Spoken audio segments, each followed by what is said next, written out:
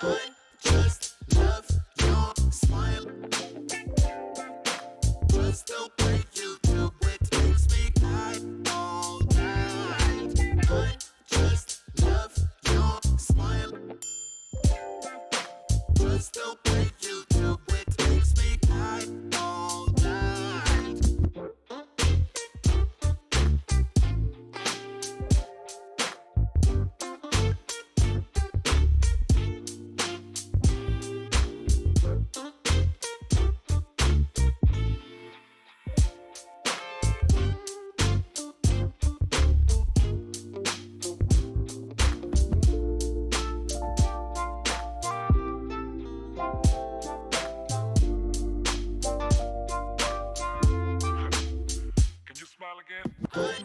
just love your smile. Just the way you do it makes me high all night. I just love your smile. Just the way you do it makes me high all night. Baby, I just love the way you smile. It's that smile that makes me wild. And every time you really smile for me, yeah, I feel so invincible. I just love your smile. Just the way you do it makes me high all night. I just love your smile. Just the way you do it makes me high all night.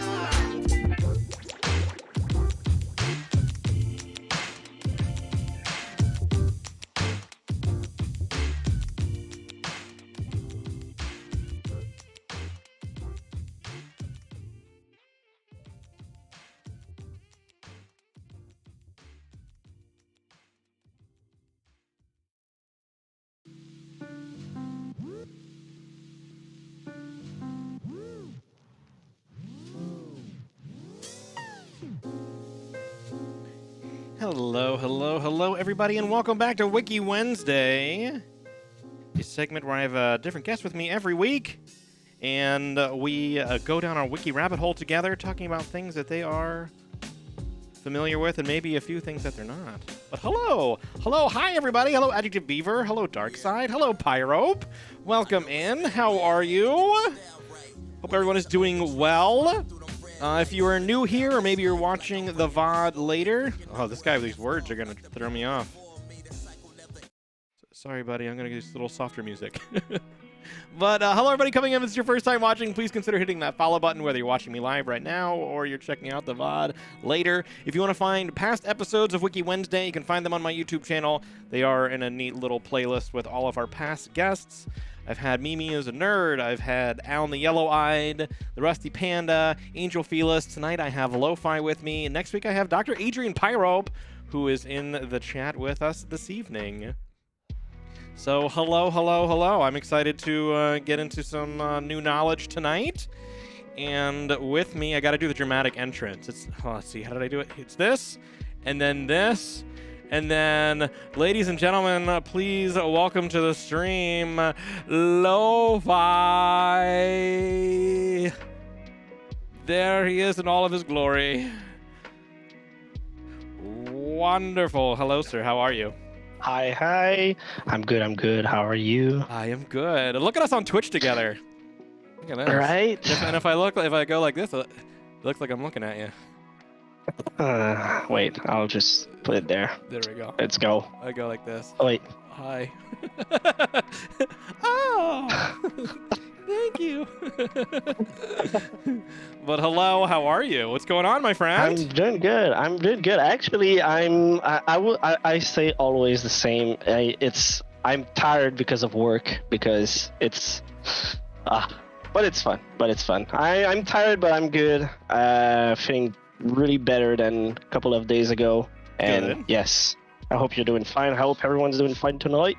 Yes. It's weird to be on the other side right now. You're like on the other I'm side, used but to- on the inside. Yeah, exactly. But I'm used to be like on my stuff, doing my things, having my camera, all my stuff set up, controlling everything. But now I'm just there talking, having your own stream in front of my face. It's like, it's funny. And now I see my cap right now. Do I want to change it? I tried the best I could. It kept changing. Like sometimes it looked solid, and then other times it would screen. It's either this or this one, so you choose. What is it? What is the other side? What does the underside of that one look like? Is it red? Just red? It's Oh, just black. a black with dog hair, actually. Oh. What kind of dogs do you have? 2 golden retrievers, 2 beautiful girl. And how old are they? Yep. The oldest one has just turned 6, actually. Yeah. Just turned 6 like a couple of days ago. Oh. Is it? Wait. A week ago, actually. A week ago. And the other one is 3 years old. Okay. And big doggies. If you want, did I send you pictures already? Give me 1 sec. I can talk about them and not sending pictures. You have like a Wiki-Wednesday channel, right? I do, yeah. If you guys want to check out the Discord, he'll throw some photos in the Wiki-Wednesday channel on Discord. Look at that. And we can take a look. So the first one, okay, I'll take this one because it's funny. This one is my oldest dog. Yes. There we go. Look at that up on the big screen. There you go. Beautiful. This is the oldest. Oh. And that's a good picture. Right? Yeah. Actually, there's two better ones. So this is my oldest with a better picture, actually. Ooh. And this one is the youngest. There you go. So this one is 6 years old, and the other one is 3. Oh. Yeah. Yeah. If I had a dog, that's the size dog I'd want. That's a good size dog. This one is what, between 80 and 85 pounds, which is pretty big for a female. This one which right is here? Really. Yeah.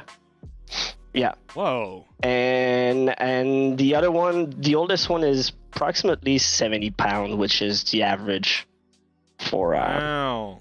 Because from these pictures, I would guess that the older one is bigger. Oh no! I don't even know if I had I have so much pictures, but proud doggy. I don't know if I have like 2 of them beside, but you can tell they are really like the youngest one is bigger. Oh, I love that photo. Yeah, there you go. That photo is so good. There you go. Oh yeah. I love that one. There you go. The last one. Boop. Oh! You can see by the face. Oh god, yeah. Oh. It's like in your backyard. Yeah. That's it. Small backyard, but big enough for them to actually just some zoomies and stuff. Yeah. Oh, they're adorable. Yeah. Have like a bigger park and actually a dog place. I don't know how you name it in English, but it's like a big place for dogs where they can I don't know if it's a kennel or something. It's like you can like let them there to for like a couple of days, or you can actually groom them there also. Yeah, kind of like a dog park. Dog park. I think we call them like doggy hotels or something like that. It's like ones ones where you can like set them stay. Yeah, or doggy daycare. Yeah, doggy daycare. Exactly. Got it. What are your dogs' names? It's close to where I live. So if it's not enough to just zoom in, do some zooming in the backyard, we'll just go there, and then it's 15 20 minutes, and then they're done. They're sleeping for the rest of the day. That's all the energy I got. Yeah. What are their names? The oldest one is Maya, and the youngest is Kelly. Oh, they're cute. Beautiful dogs. And actually, they were like sitting there. Actually, funny enough, when I came back home, the oldest one like just out of nowhere like just popped a bubble and then ran everywhere because she was so happy. It's always like that. It's always like that. When I come back home, it's like they're so much happy to see me. So it's really fun when you have like a really big day and you're exhausted and you just see your dog. You're like, oh, okay, that's No. that makes it. Yeah, So good. I have a cat. I think if I blew bubbles, he would not do anything at all. Yeah. he kind of lays about. He'll run around at like 2 in the morning for like 10 minutes. But then Oh yeah, other than that, I had a cat and he was like that, like 2, 3. It's either running everywhere for nothing or just like kind of meowing whatever to no reasons. So I get that. I didn't learn later until much later, like they're nocturnal animals, so that's when their like hunting instincts like kick in. Yeah. And then there's nothing for them to pursue, so they just kind of go nuts. They kick in for real. Yeah, they kick in for real. They have all this energy and nowhere to put it, so they just like run around like crazy. Oh man. Yeah, I remember the cat that I had actually when he was young. It's actually funny enough. I remember exactly like when it's like the image is clear in the end. The first night I had him, and he was kind of like that, but I don't know why. But he kept running like from my bedroom to the living room and then back and forth for like the whole freaking evening. Yeah. Like okay. Yeah, I'm the same with yours, Luke. Mine runs after pooping, but mine did that too because I rescued my cat. I've had him for about 5, almost 6 years now. And he did the same thing. He went from the bedroom to the living room. And I don't know if they're like checking to see if it's a new area and if there's any other animals around, and they're just constantly checking to be like, am I the only one? Is there anything else here, or like what? But I remember mine. He would go into my living room, which is right here, circle around the coffee table, and then go into my bedroom and kind of circle around the bed and then go back out and circle around the coffee table and then come back into the bed and like, yeah, that's what he did his first night. And you look at them, you're like, okay, you're okay, buddy? Yeah, we're like, I just got to make sure. Sorry. Or he was just telling me, he's like, that's it? That's all you have? You have a living room and a bedroom? Like, where's the rest of the place? I'm like, I'm sorry. It's tiny, but I promise it'll work. Yeah. We love our animals. So fun. And then I was telling people briefly earlier this week that English is not your first language. No, it is not. It's actually my second, and funny enough, I started learning a third one, which is Japanese. So Lo-Fi is French Canadian. What part of Canada do you live in? Whereabouts are you? The Quebec province is at the east of Canada. Like how far are you from Toronto? Probably like 8 hours. Okay. No, even less. Is it less? Give me one check. Let me check that. But Montreal, Toronto, it's probably like 7, 8 hours. Because Toronto's pretty south though, right? Like on the east side. Yeah. It's like near. It's New York. South. Yeah. It's like really next to like next to Lake Ontario, actually. Yeah. But give me one sec. It's like probably like 7. It shows like 1 hour, but in a plane. Oh no! I'm wrong. 5 hours. Okay. 5 hours and a half.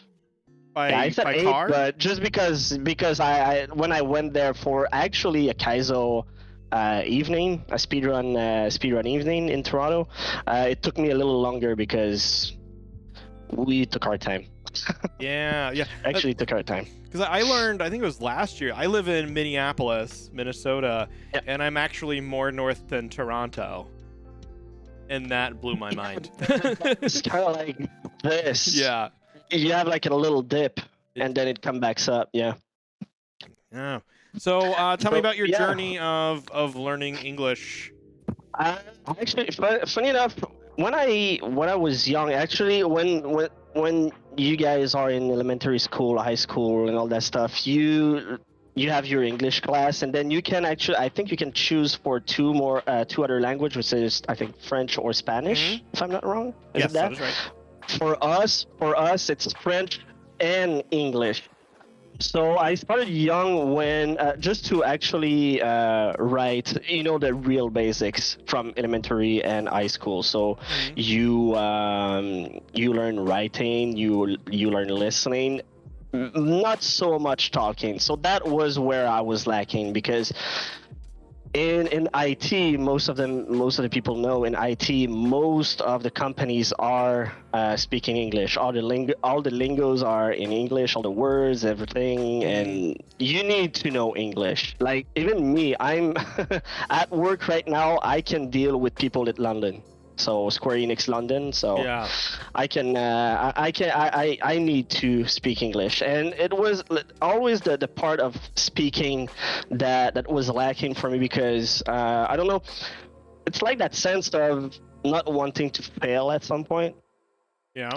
Like you don't want to risk to say something but saying it the wrong way, so people just kind of laugh at you like, oh no, it's not like that, it's not, you don't say it like that, it's, you're totally wrong, and you you make a Yeah. fool of yourself actually. I think that's more So on them though for not being like the fact that you could speak two languages to me is already like you know it's what? more than I could That's do. you know Night Tide, right? You know Yeah. Night Tide, right? Yeah. That's exactly what he said to me. I'll just finish that and I will come to this Yeah. part actually. So yeah, that was the part I was lacking, and I just, since I was where I live, it's 100% French.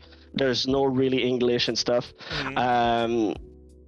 I didn't really care to actually learn to speak it, and even more when after high school, we have something after high school, but before university, we have something called CEGEP. So it's CEJEP. Actually, I can do it in chat. It's called like that. So it's like a 3 years of school between 2 or 3 years of school between high school and university. It's Okay. really weird. It's really weird. And I had English class there where I needed to talk, and seriously, I was so shy and I didn't want to learn how to speak it. I just I just bluntly quit the classes. Okay. I really didn't want to speak it. I didn't want to deal with English. It was like, ugh, no, It is I don't icky. want. So yeah, and after a while, I don't know, it just, I was just going through life and stuff, and I out of nowhere, I just thought like, I need to learn how to speak English, but how can I do that? How can I learn pretty well and pretty fast to speak English? And the only way I found, funny enough, it didn't came up at first, Mhm.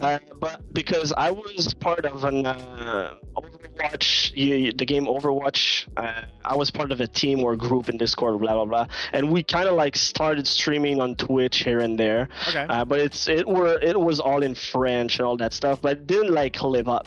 It didn't live up that much. And then after a while, I discovered Beam or Mixer. Yeah. No, yeah, this Yeah. website. And I loved back then the community. That was exactly what I wanted. But the part that I didn't like in a way, it was that it was only English. Only English people. I had to Yeah, pretty speak much. English. I was like, fuck, I can't. I just can't. And then out of nowhere, I just like, okay, I want to go there. I want to stream there. I'll kick my ass and I'll just start speaking English. So my first streams, I don't even know if I still have them. If I have them, I will really just like throw them on your Discord just so yeah. people know. Yeah. But it was like roughly 2 hours of trying to speak and game at the same time. Game, like play Overwatch and stuff. And I Yeah. was not used to that. So you had speak while gaming, trying to speak in English. Man, after 2 hours, I was like, okay, Oh I'm yeah, done. trying to I'm read done. in English, trying to speak in English. Yeah, yeah, yeah. Play the game. So, A game like, that's like there's- not it's not a lazy game. Like it's no, not at all. yeah. The next game, I think the next game was Doom. So Doom 2016. So can you imagine Okay. how? It was, You should have was a started hell with of a ride, but- Solitaire. Yeah, Like- something like that, here or we just go. The Sims or SimCity, you know. Yeah. But no, actually, my first streams, like it was. I will be honest, it's not. I was not talking how I'm talking right now. I was searching my words and everything. Mhm. I had my first English viewer not long after I started, and she was already cheering me up, like, "Hey, no, you're doing good." And we kind of clicked because she was learning French as well, so we kind of like helped each other. Okay. Nice. And yeah, and I was always saying, "I'm sorry if I'm not saying it wrong. I'm sorry, blah blah blah blah blah." And everyone was like, "No, no, it's fine, it's fine." And going further, like people just kind of like helped me when I was searching words and stuff, how to say things and stuff. They were like helping me in chat, like, no, you say it that way. And okay, that's it. So I was learning. It was like a learning relationship kind of stuff. Yeah. And this viewer made me like I was talking to her and she was like, "Hey, you need to come see my friend, blah blah blah." And it was nighttime. So Okay. so going there, he knew that I was learning English and all that stuff, and he exactly said what you just said earlier. Like I was saying, I'm sorry if I'm not good in English. I'm really starting today. It was like, okay, stop there. Yeah. Mhm. Stop there.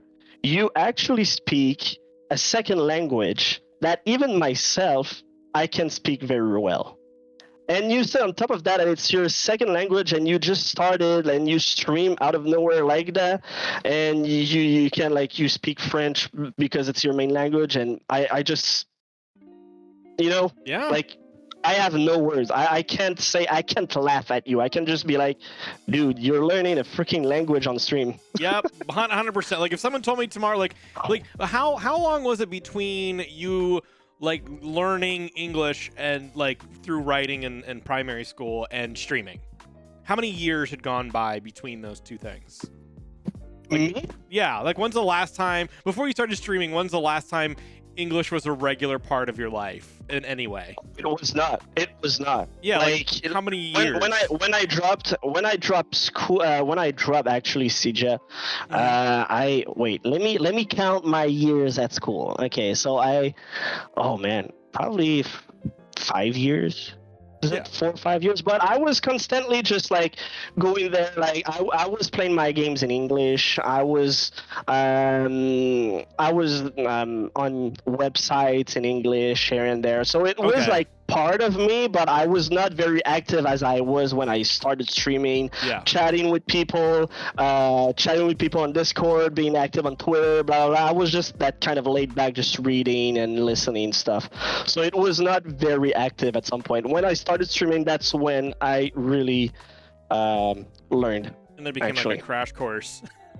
Yeah, Because exactly. then you need to do social media and you start like just Oh my god! And doing all of and more now than ever, like with all the I won't go into details with all these subjects, but what's happening in the world and all that stuff, you need to know what to say and how to say it. yeah, that's So true. Yep. And yeah, if you don't know, you're like, oh fuck, man, I just don't want to go in there. Yeah, it's hard to find understanding people. Like if you were to send out a tweet and your English wasn't perfect, and No, exactly. it You want said it, like- something that you didn't mean, but people also don't understand that it's your second language. Like it gets Yeah, into exactly. that muddy area. Yeah. So it's yeah. So after that, when I started streaming, I was probably streaming. Wait, I started with 2 hours, 3 days a week, and then I came to 3 hours, 3 days a week. Let's say an average of 3 hours per stream, 3 streams per week. So that means 9 hours per week. Which is okay. I need a calculator. Yeah, that's 9 hours per week. So let's say 4 weeks. It's like 36 6 hours hours, per month yeah. of speaking English. Yeah, and here we are. and then After 4 years, 4 years, I think. Because I know 24. Daisy 4 years. introduced me to you fall of 2018. Because it was before. Because I think then you became partner with Mixer early 2019, like February that? or March. Yeah, because in 2020 Mixer crashed, and yeah, maybe 2 years before. 2 years before I met you, actually, I started on Beam. Yeah. So you It started. seems like freaking big, but it's not. Like it's a short period of time. So you started like in 2016. 2016, 2017. Yeah. Okay. Because I And yeah, I remember days like I knew you had like I could tell you spoke another language, but your English was mhm. it was totally easy to understand you when I joined in, and that was in Well, like a year and a half later. That's mainly because I would say that my accent and all that stuff and how to pronounce word came up with listening to other people saying, okay, you say these words that way, and oh shit, okay, those words you say it like that way and stuff. Sometimes I was butchering words so hard, and even now I can say butchering words pretty well. Yeah. Yeah. And sometimes I will just vomit words, but no. Like I keep I still keep learning. I swim less now because all my English part now it's transferred to my job because I'm supporting 80% of the people speak English even more. So it's like I still keep practicing. So it's so and because of streaming, like seriously, because of people that supported the streaming, all that stuff, I have my job that I have now, which is like the freaking best job I have, to be honest. And where are you working now? Right now, I'm working in a video game studio. These people that help Crystal Dynamics making this game right here, if you can, if you can. If you can tell the game. But yeah, I'm working as an IT technician for Eidos Montreal.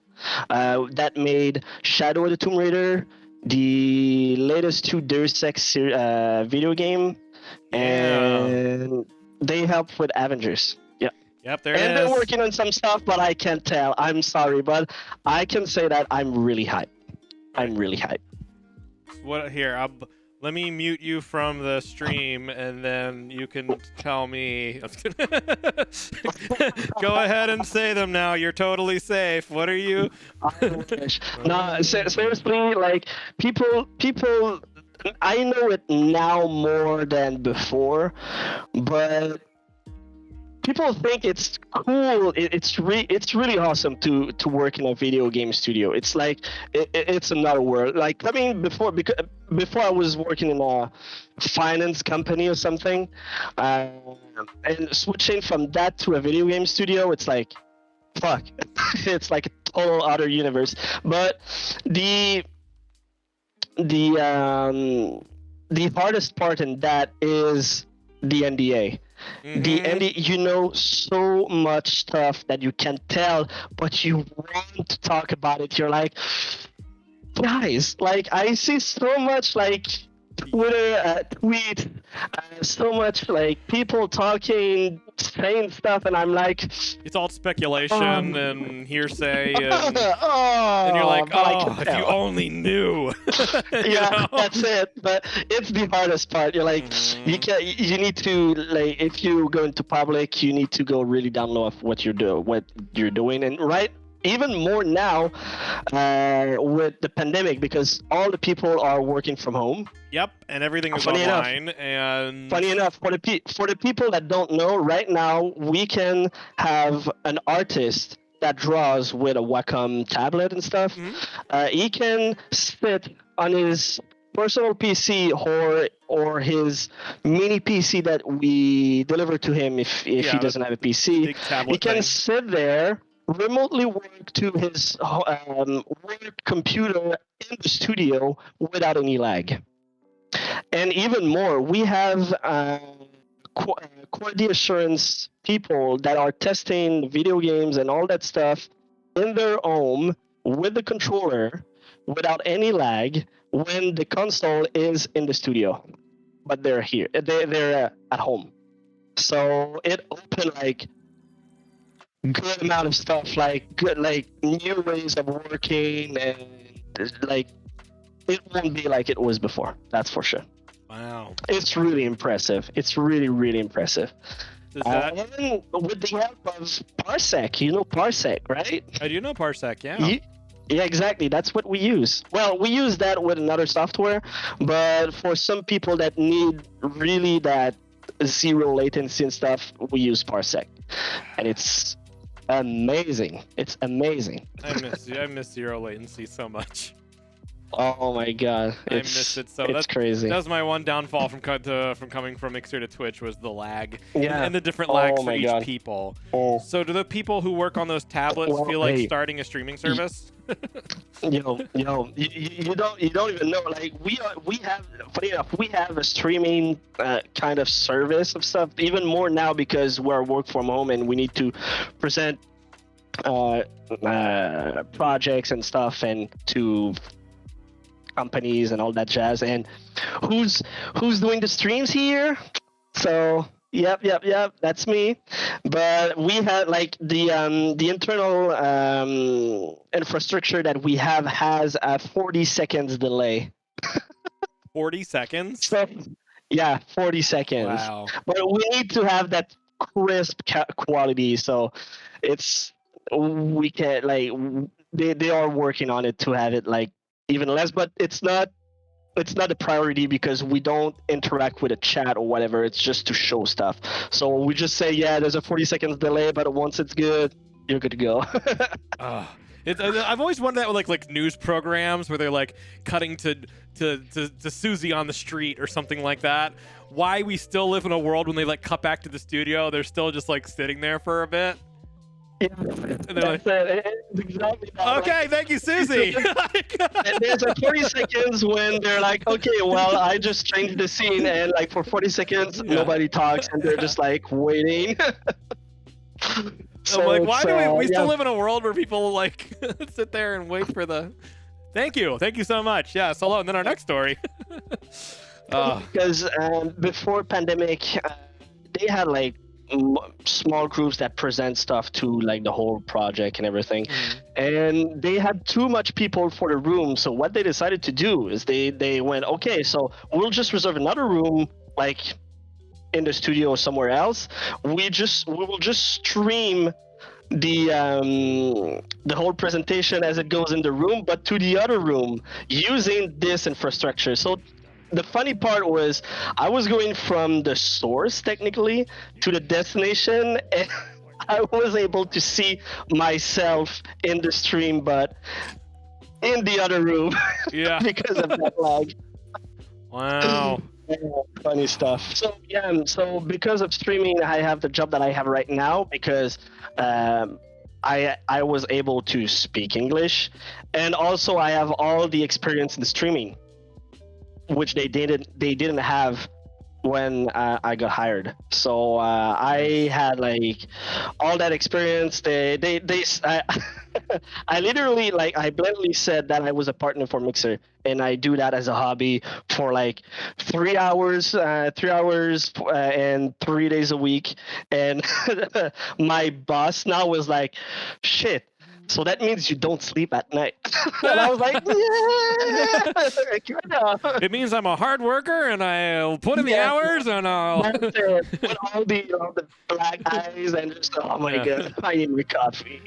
My biggest weakness is I work too hard, and I'm Exactly. too dedicated to my work. Oh yeah, so thanks to the streaming world and all that stuff, I'm working at the best place now. It's really cool. What were you doing before you got the video game job? Like what work So I was path were you working on? as an IT. Actually, it was my first job after I had my my diploma in computer helping, whatever. I don't even. Did you I don't do even know computer the word science in or? English. It's not technically computer science per se, but it's kind of like that. And I work for an IT company called CGI. Literally, like you say CGI uh, for You like video this? game stuff. Did you Yeah, work, exactly. Did you work here? No. I didn't work there. Okay. But no, wait, no, that's it. Yeah, no, I didn't work there. But Okay. this is the place in Montreal, like the master place, if I can say. But I was Headquarters. based the headquarters, exactly. There you go. You see, I still don't know all the words. No worries. But no, but yeah, I was based in at a client, which was a finance company, uh, in a way. So it was we were 25 technicians supporting almost 800 people. Okay. And now we are 12 supporting almost 600 people. Okay. So it's yeah.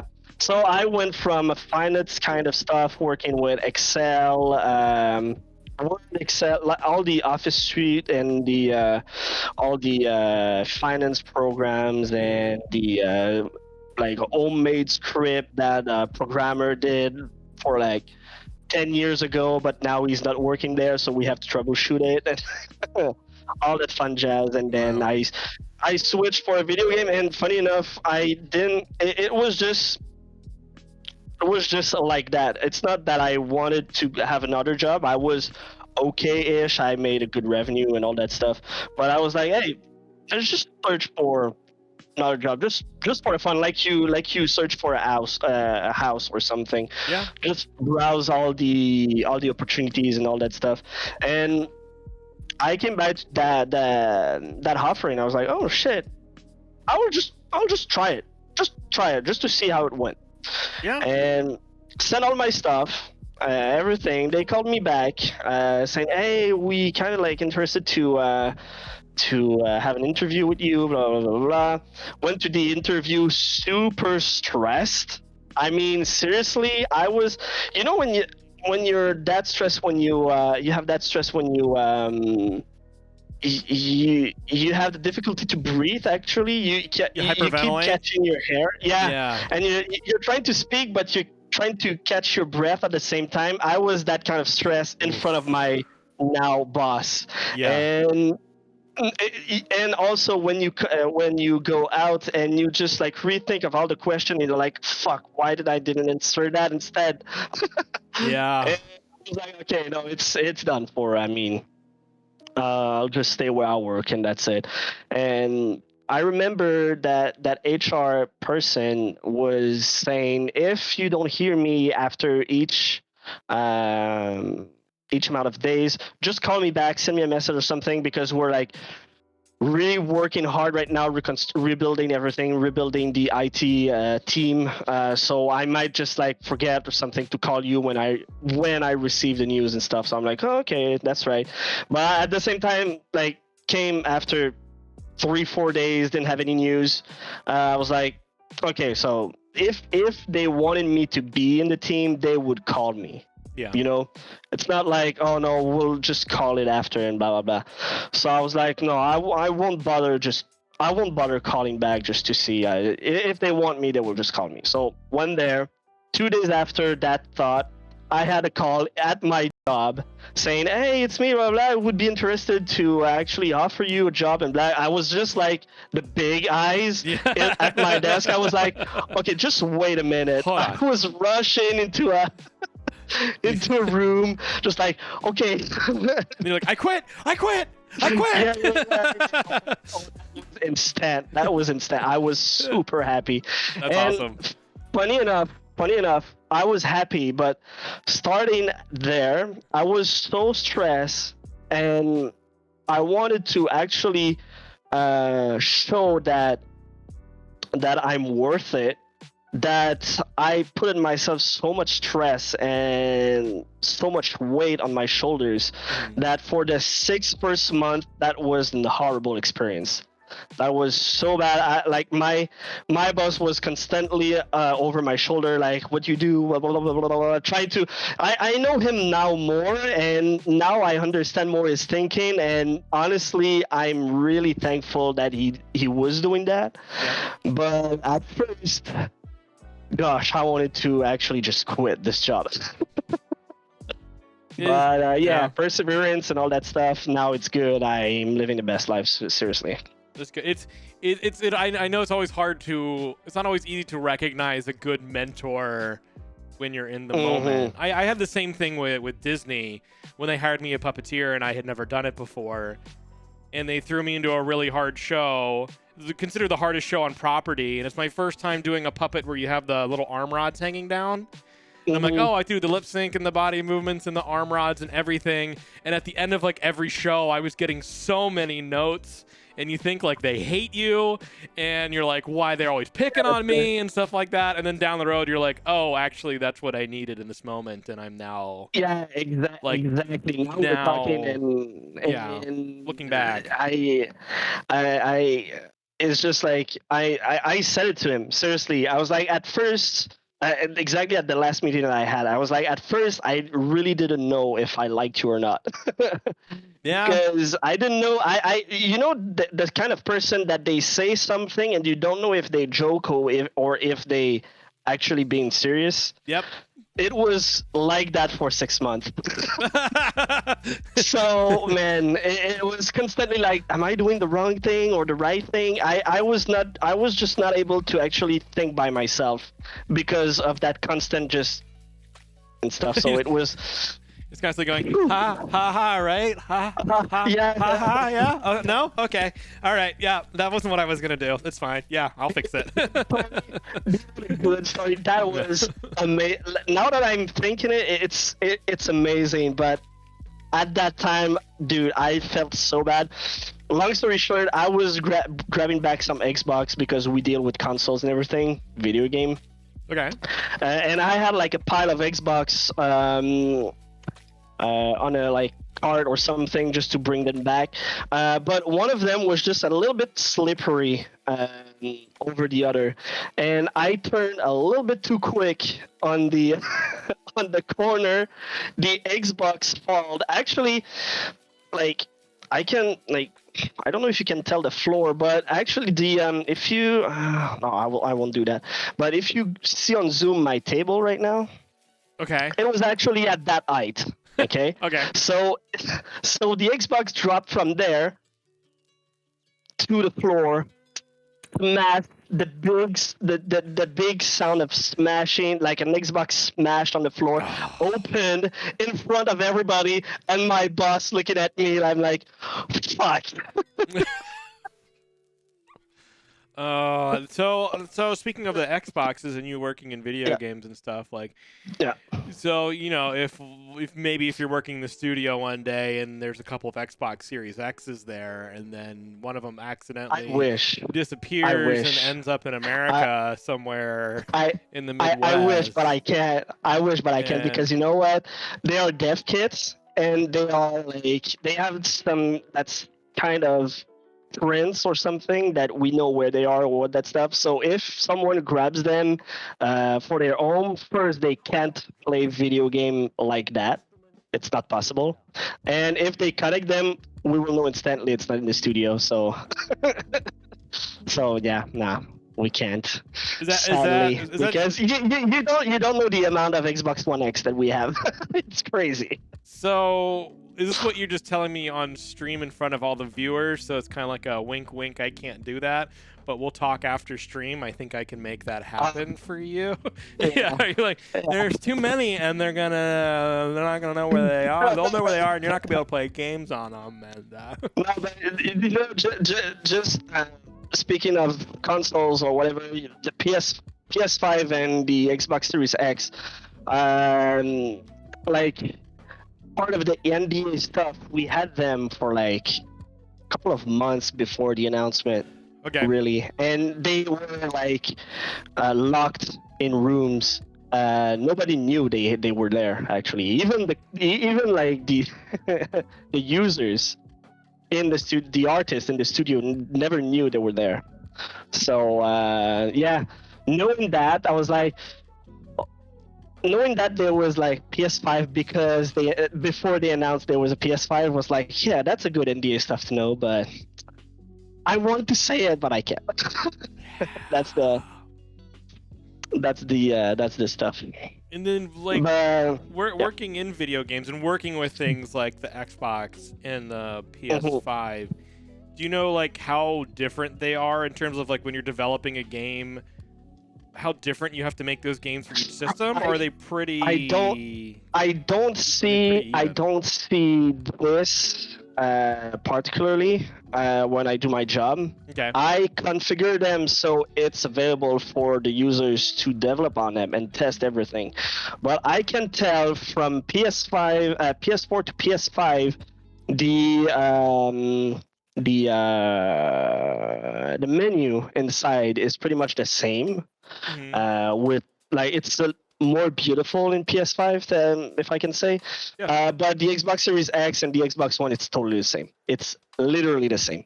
So it's fun for me and for the people that are developing because they don't need to learn again another console because it's from the same base technically. I get the other people that are like, oh yeah, they didn't change that much. It's looked the same, blah blah blah. Like the menu is the same as the Xbox. Yeah, but on the other side, it's easier for us to actually support them. Yeah, it's like we don't have to configure that, and that's less time spent on that. I mean, I mean, if I'm playing spending on learning, and you find. And as me as a user, I hate learning new menu systems. whenever there's whenever there's a huge update, even when I say I did PS3 and then I went to Xbox One, like just that little change, I was like, oh, I got to learn this whole menu system. Like I hated learning a new menu.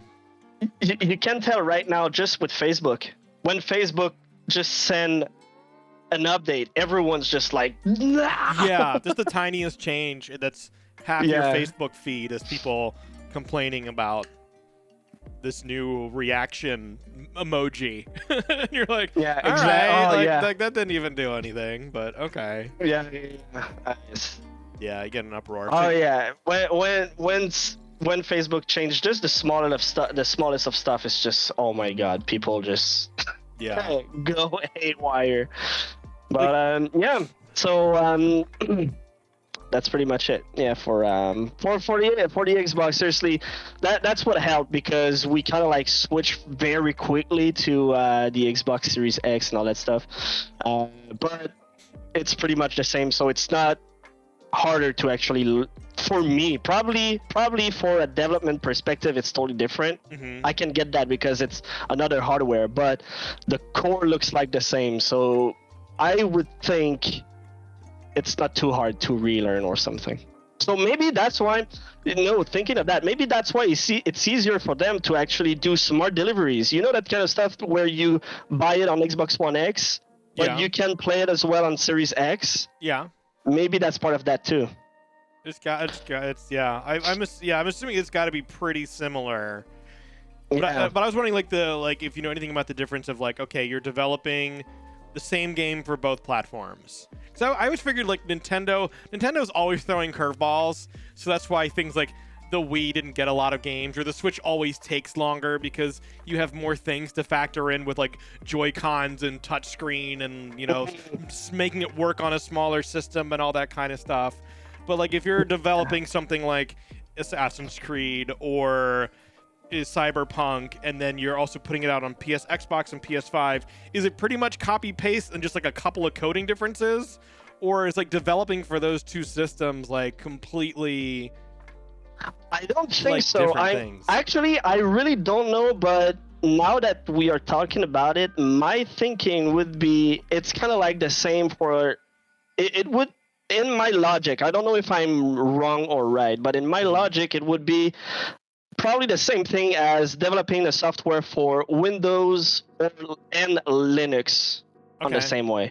Totally different console systems, and you need to code them. So I don't think it's some copy-paste kind of way. I do believe it's really like you have a team for like developing on Xbox and then a team for developing on PS4 or whatever or PlayStation. I really can't answer. But my logic would be it would probably be the same thing as developing a software for Windows and Linux on the same time actually. So then, what does your day to day at your job look like? Like, what would your workload be, or? Really, right now, since I'm on site, it's mostly like fixing stuff, hardware or whatever.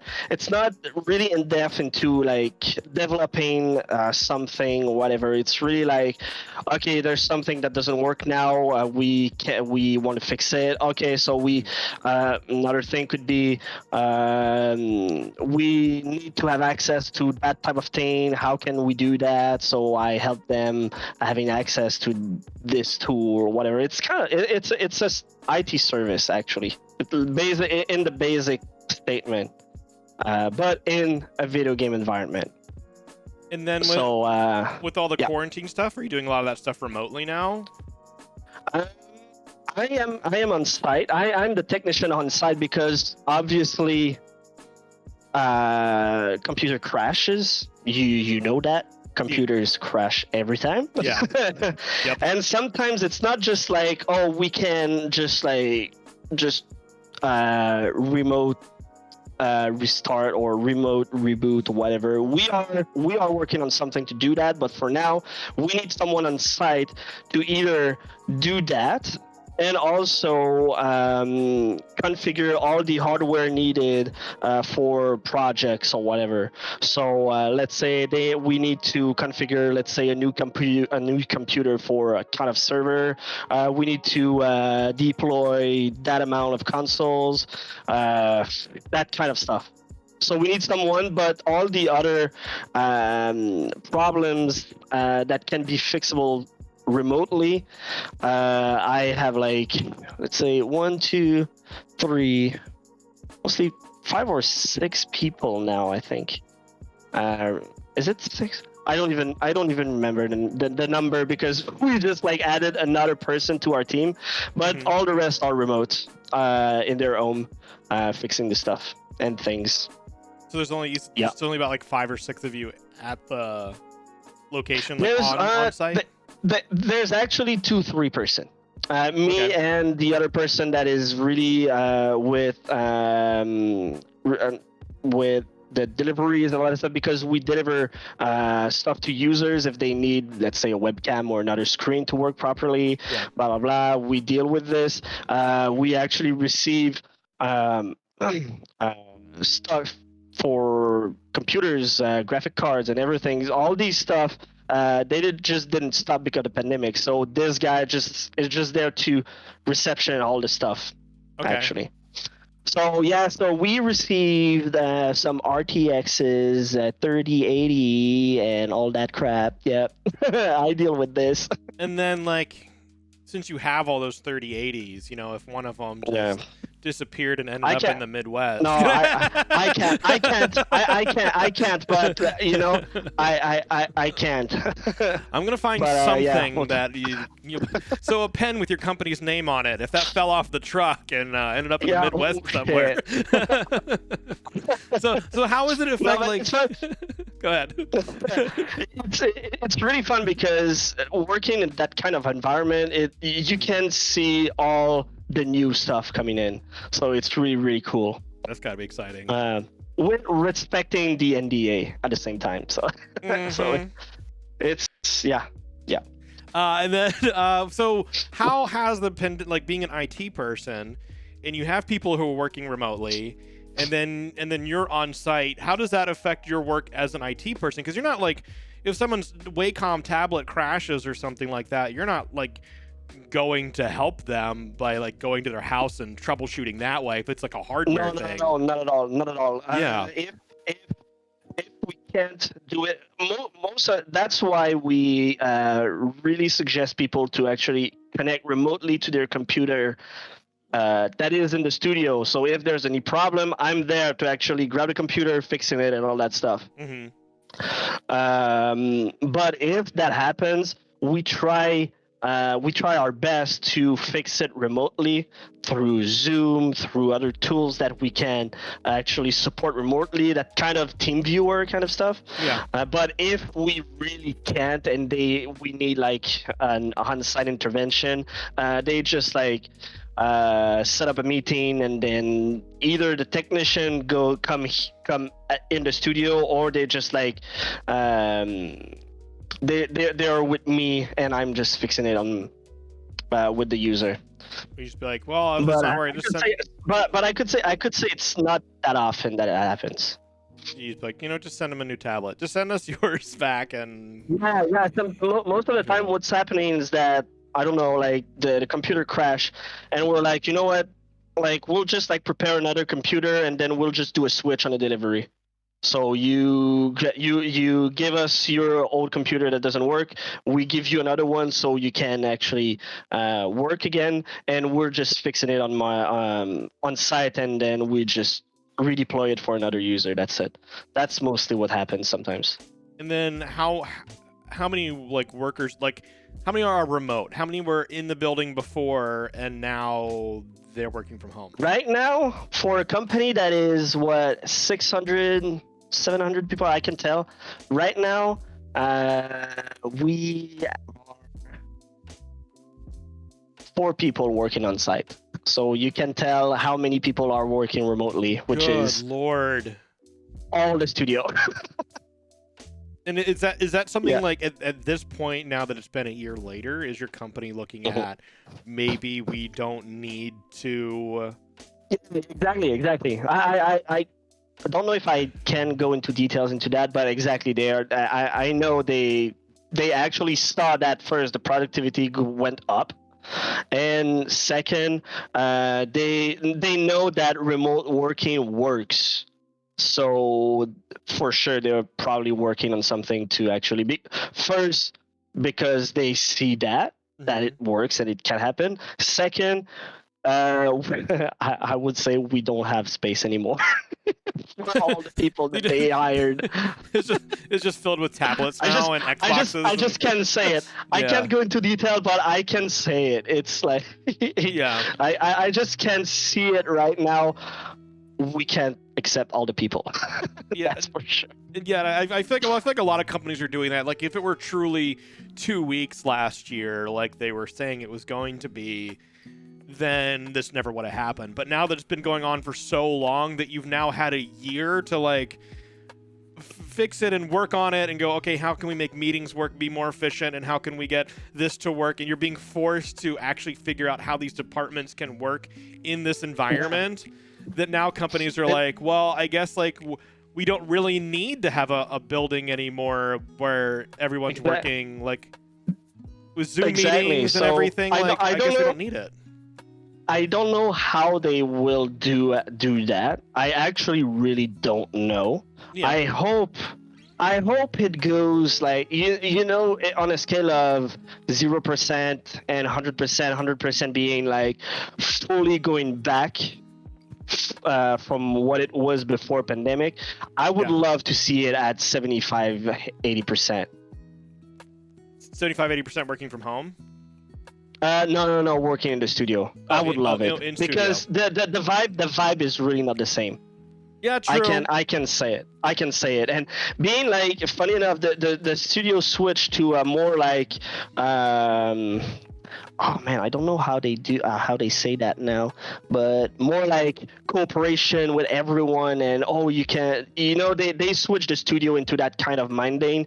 That would be sad to actually having all the studio working from home after pandemic, like working towards, okay, we will like do more cooperation and stuff, do more like you can actually be I don't even know how to explain, but you know exactly my point. Like it's not self into doing my own job. I mean, we can group everyone. We have everyone together, work on something together. It's super easy to actually go somewhere else and having like a small talk, small rooms and all that stuff. They switch to everything. I don't even know what's the Yeah, exactly. I don't even know the exact word for that. I'm But imagining a bunch of people in person sitting in a meeting room but still talking through email. yeah, Like no, through a but group email, it's like it doesn't have that no, same but vibe like as me being they able worked. to talk to you in real They time. worked on. They worked on going to that kind of thing, and after that, you're like, oh well, we know that working from home works for pandemic, so we're just like going back to working on our side and just let's see each other, right? Collaboration. Yeah, collaboration. Exactly. Yeah. Yeah. I get to like I imagine like if I were working at Disney still like one of the main reasons why I stayed at Disney so long is literally because of the people I was working with on a day-to-day basis. Like we were all about the same age. We were all in our early 20s Exactly. to early 30s. Like we were seeing each other. Like if you told me I had to go to work and there would only be like two of us and the rest of the guys would be working remotely. Now Yeah, that's it. now their puppets are animatronics and they're controlling them from home, and it's just going to be you and this one other guy. That's It's not and going to be the same. You're like, this is no, all right. I it's guess I'm totally not the here. same. And Yeah, Pyro just said it, like how much they collaborate by the water cooler and how that's missing. It's exactly that. Like just like I will say it like on Friday at 4:30 p.m. There's an email that was going out saying, okay, break time. It's beer time, and all the people just like stopped working. It was like all the we were like grouping all together, all the studios around the fridge with a beer, and we just like talking and all that stuff. That kind of thing, it's missing right now, and I hope it's not going away when we go back. Because after that, funny enough, like on Friday after at the beer time part, people were grabbing all the. You were seeing that people were grabbing the beers and stuff, talking in the cafeteria and all that stuff. And after a while, you would see people going into like the projection room, plugging a switch, doing Smash tournament, and you see on the other room people that was just opening like board games or whatever. yeah. That stuff is missing. I remember I worked wasn't working there, but I worked projects at this animation studio around the corner from where I lived, and they had all those Wacom tablets. And it's like as soon as 5 o'clock hit, they all were loading up Left 4 Dead on their on their Wacom tablets, and you'd go there every Wednesday night was Left 4 Dead night. And if you went there and there was an open tablet and they knew you, they would set you up, and then you would just join in and like. Yeah, that's it. It's exactly that. So this kind of thing is just missing right now. So I hope 80% going back to the studio. That'd be pretty cool. I think like in a perfect world, it would be like an off schedule. Like you'd be like, okay, week 1, I'm in the office Monday, Wednesday, Friday. The following week, Tuesday, Thursday. Then we're back to Monday, Wednesday, Friday. Then Tuesday, or some sort of. It's mostly. I think it's mostly going that way. Not for us because we have a service to deliver from a time frame actually, but and even more. I think they announced, if I'm not wrong, that they are more flexible into the working hours, so you don't have to actually work 8 to 5 or whatever. Yeah. So you can just like work a bunch of hours in a day and then go and work at night if you want. Yeah. But know that at night, if you have a problem, we're not there. So, yeah. You better make sure it's running smoothly. yeah. But exactly. I like that idea of like people, you just give them an overall deadline, and then the day to day, they're just kind of like, sometimes like I stream really well if I do a stream in the morning and then I have a long break and then I'm just doing another stream in the evening. Like if I can break up my like stream load like that, then I know I can go for longer periods of time. Exactly, and it was like a piece of discussion, I think. I won't go into detail, but I know that the head of the studio was like, I don't care if you work like 40 hours or whatever, like as long as you get the stuff done. I won't be like just there looking at your timesheet saying, oh shit, he missed 1 hour or blah blah blah. You can like, or you arrived late or blah blah blah. Like if you get the stuff done, it's pretty good. Doesn't matter. You have a minimum hours to go actually to work. That's obvious, but how you want to do it, it's up to you. That's pretty cool. if they give you 8 hours and you can get it done in 3 hours, Mhm. if you pound it all out in 3 hours, That's it. then You do that, and then after that, you just advance into something else that you catch up on things actually. So yeah. but sadly for us, IT, it's a service. We can't do that. Yeah, you're basically waiting for the things to not go right. Yeah, And then go, exactly. all right, this is what I need. What is your most pet peeve thing? Like, what is your least favorite problem to get that like occurs enough that like when you get it, you're like, ah, man, that again? No, Do you have something like that? right now it's because we are supporting Eidos Montreal and also Square Enix Montreal, which is the cell phone mobile branch. If you want to search for it, Square Enix Montreal, which is probably like 10 15 minutes from the Eidos Montreal studio. So Okay. I would say the thing that I really don't like is doing a reboot, having to do a hardware reboot there, and then coming back because it's like in downtown. So I won't go with my car from Eidos Montreal to Square Enix Montreal. We'll just go there. It's like 10 minutes walk. But yeah, what I don't like is going there, doing the hard reboot, waiting a couple of minutes. Okay, cool, everything's done. Seeing, okay, there's nothing to be done there. Okay, I'm going back to Eidos Montreal, continue my thing. And when I walk out and I go there, I come back to the other studio, sit down, looked at the tickets and stuff, seeing another reboot at Square Enix Montreal. And I'm just sitting there. I'm like, it happened. You're getting your steps in. Yeah. You know? My god. You're keeping that six pack. You don't see it, but I'm working out. You're keeping that six pack. Yeah, exactly. It's maintaining. This, and I would say, and it's probably the same thing for everyone, but you know that kind of stuff that start with a small something but snowball easy into something freaking like hardcore, and you're like, come on, man, I just want it to be done. Yeah, you start with all of the tiny changes and you go, oh wait, this is bigger than we thought. Yeah, and now it's just like, oh my god. Huge. And then what's your favorite thing about working in IT? Like what's something you really enjoy doing where you're like, I'll do that? It's not like doing something, but what I really like, and what drives me with doing what I'm doing is helping people.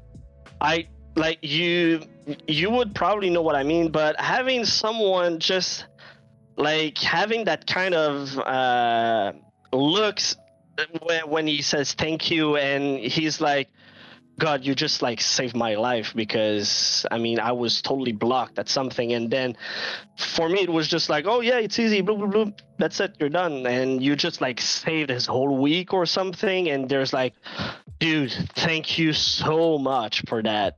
Just that, Yeah. it's all I need. It made my day, seriously. Yeah. And like just like another story about Square Enix Montreal, I had to do a hard reboot to a user. I tried it remotely before because I was like, I don't want to go there with that snowstorm coming in right now. It's like it was snowing like shit. Stuff. Yeah. Yeah. And I was like, I will try to do it remotely. I'll try it. So I tried, doesn't work. Computer doesn't respond anymore. I have to go there. I'm like, okay, let's go. We have to do it. So I message the user, okay, dude, it will take like 10, 15 minutes, but I have to go to the studio directly to actually hard reboot your computer physically. And he's like, dude, you know there's a snowstorm, right? I'm like, yeah, but... And the next thing he sent was a GIF saying, dude, that guy needs a raise. You gotta walk through. Yeah, I forget about like snowstorms and stuff, because here in Minneapolis, and I haven't seen it in any other city, but when you go downtown, the second level of all of the businesses are actually dedicated to restaurants and like hair salons and dentist people, like little small businesses, and then there are connecting walkways between each of the buildings, so you can walk from one end of downtown to the other end without ever going outside. Oh wow, okay, yeah. We kind of have that in Montreal, but underground in a certain way. Yeah. I see what you mean. Okay, so because ours is pretty dang connect. Like you can pretty much get anywhere through the Skyway.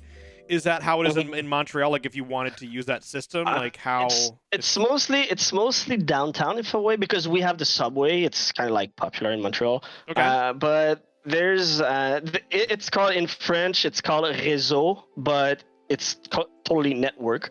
It's called like that, but it's connecting like kind of like I can say neighborhoods together, but underground, so you don't have to walk outside to go from a part to another. Okay. But yeah, it's I know exactly what you mean, but it's underground instead of in the skyline actually. What do they? Did you say they have a name for it? If I want to look up. It's called it's if you I don't even know if you can see it in Wikipedia. Let me just search it real quick. But I think there's another city in the U.S. that has an underground. Yeah, it's called Underground City. Exactly, it's exactly that. It's exactly that. The Underground City. Because Disney has one in Florida just at the Magic Kingdom though, where you can get around to the different parks. It's there you go. I just put it in the Discord in the chat. You can just go there and. Sorry, you're saying. Copy and paste that. Like Disney has one, but I mean it is. Whoa, does it look like this? Wait, this looks like a regular mall. Yeah, but it's called an underground city, but it's exactly the page for that. Yeah. Wait, what? This is underneath the city? This? Yep. Whoa! Yeah, ours is not this elaborate. Albany has a yeah. Albany has probably like a mall going underground somewhere, but you will have like all like corridors and all that stuff going somewhere else, probably another mall or whatever. Yeah. Wow, yeah, because people are always fascinated, like wanting to know about, like, oh, Disney has this underground system, but literally you go down there and it's just gray concrete square tunnels, and there's one that runs from the front of the park to the back of the park, and then it's like this giant like hexagon shape that goes around. So you're like, oh, I can get to Tomorrowland, or I can get to Frontierland, or I can get to Fantasyland, or whatever. But it's just a bunch of like golf carts towing merchandise, or it's just a way for you to get there. It would be nothing like this. Shit. It's nothing. That's cool. It's nothing fancy. No, it's just great. Yeah, this is probably because it's mostly connecting malls together, but underground. Yeah, so you don't have to go outside. We have that. Yeah. Oh my god! I bet. Yeah, I'll go reboot the thing in person at Square Montreal. I'm gonna stop by and get a soft pretzel in the mall on the way. And a poutine. And a poutine. Yes, poutine. That okay, stuff. let's talk about this poutine. What in your expertise, what makes a poutine a poutine? It's basically French fries, gravy, and cheese curds. Okay. Exactly that. It's exactly that. But you can tell that a poutine tastes differently from a restaurant to another just by the gravy they're using, or the gravy they're making, or whatever. It's just that. Or the cheese curds that they're using. Oh yeah, quality of cheese curds. It's yeah. So it's fancy in a way. So if you want to search, we have a restaurant called Poutineville here.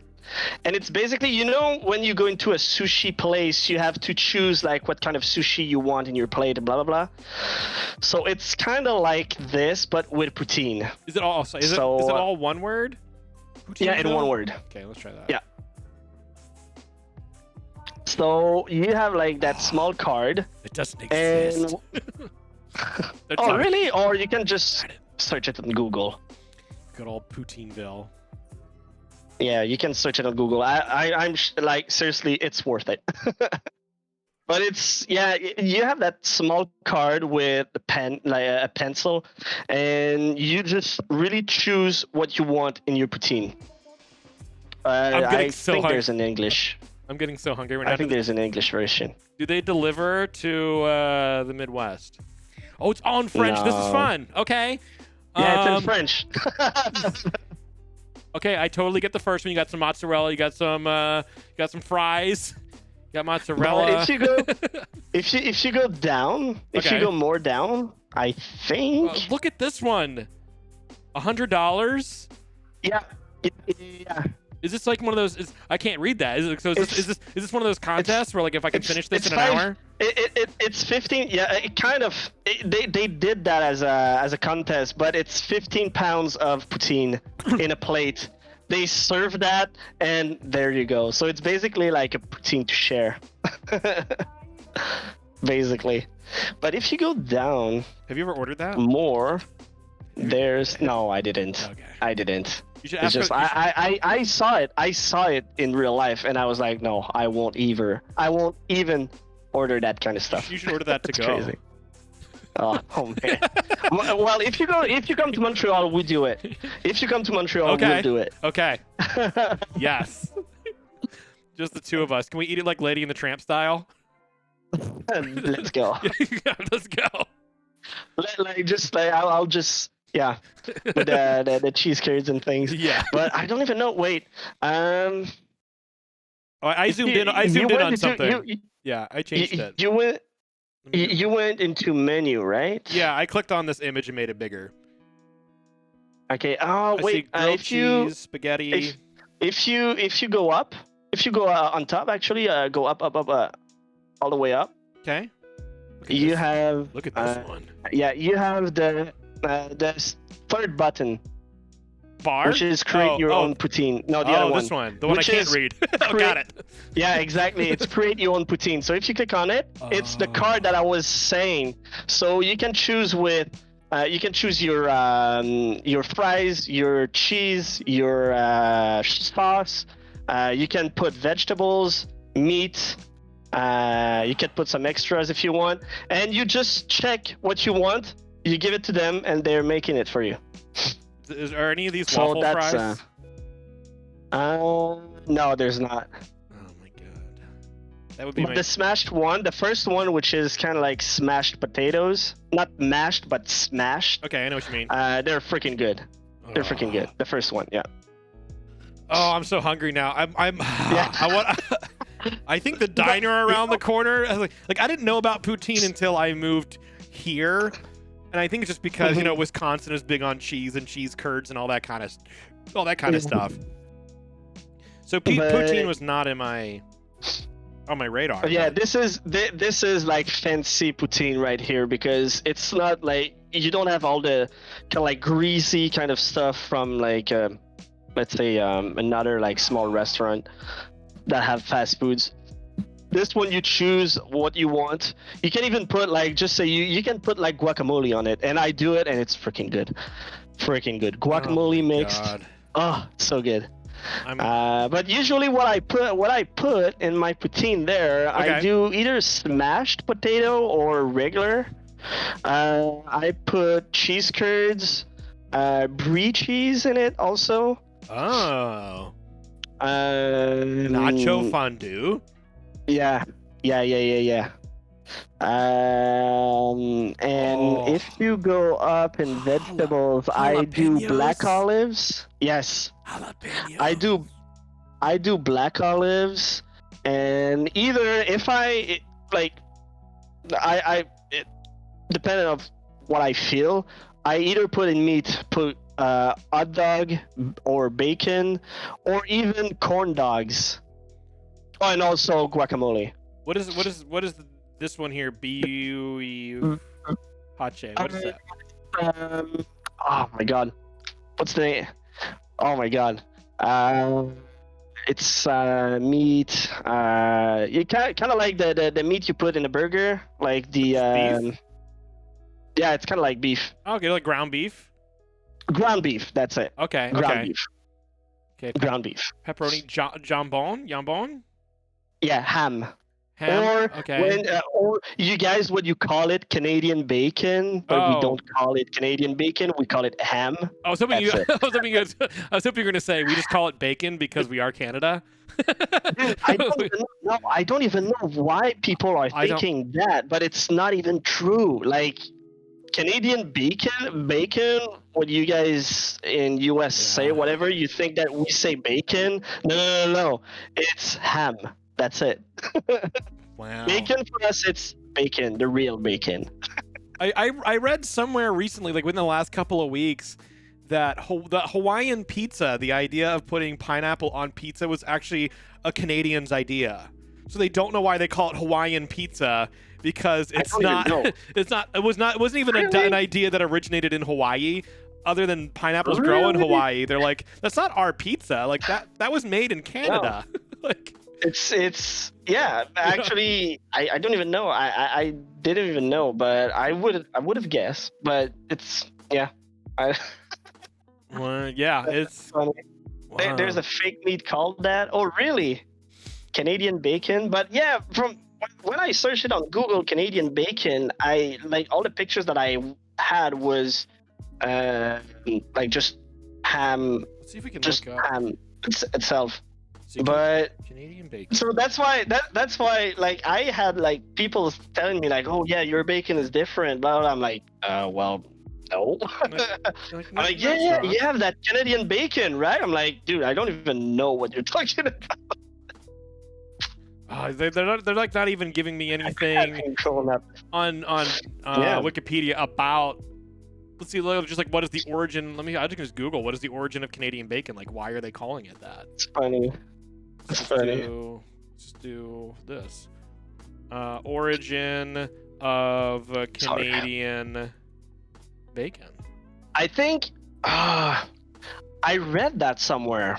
I think that's because like it came from a place in Canada or something. Does Canadian I bacon don't even remember. probably got that name because in the 1800s there was a shortage of pork in the United Kingdom, and they and they imported the meat from Canada.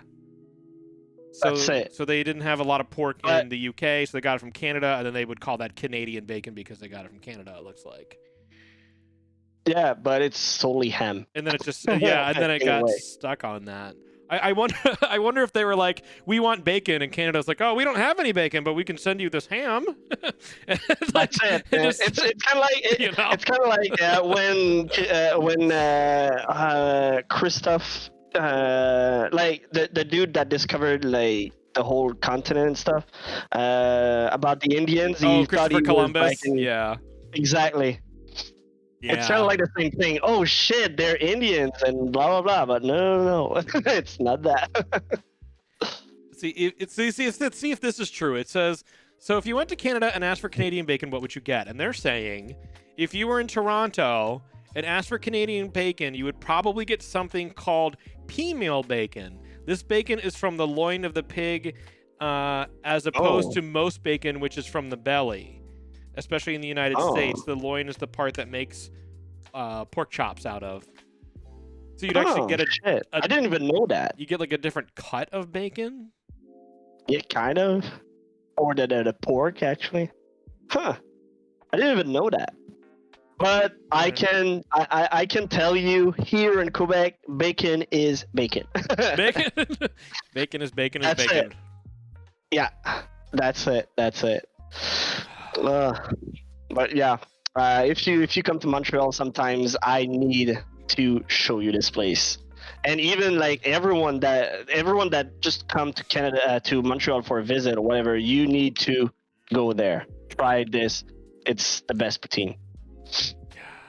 And it's not, like I said, it's not like greasy and that kind of stuff from like small fast food restaurant. It's really like well done and not healthy, but more healthy than like a regular poutine that you can get in the corner or whatever. I just like the fact that you have a thing called fast food poutine. Like, I can't think of a fast food restaurant here that would have poutine. No, poutine is fast food, but actually, look like in Poutineville, it's less greasy than a regular poutine, if I can say. That's how I see it. So, are there drive-through fast food places where you could get poutine? Oh yeah. And then like out of the blue, McDonald's. Your McDonald's has poutine. Yeah, it's shit, but they have some, yeah. But yeah, Yeah, most of the place. Yeah, most of the place when they where they serve poutine and have a drive-through, you can just like go there and Wow. We don't get that. no, it's not. It's really not that far from the U.S. Actually, funny enough, Montreal. It's really not. If you go really south, like not even like 30 minutes, you're at the borders. Yeah, that's it. Exactly that. It's exactly that.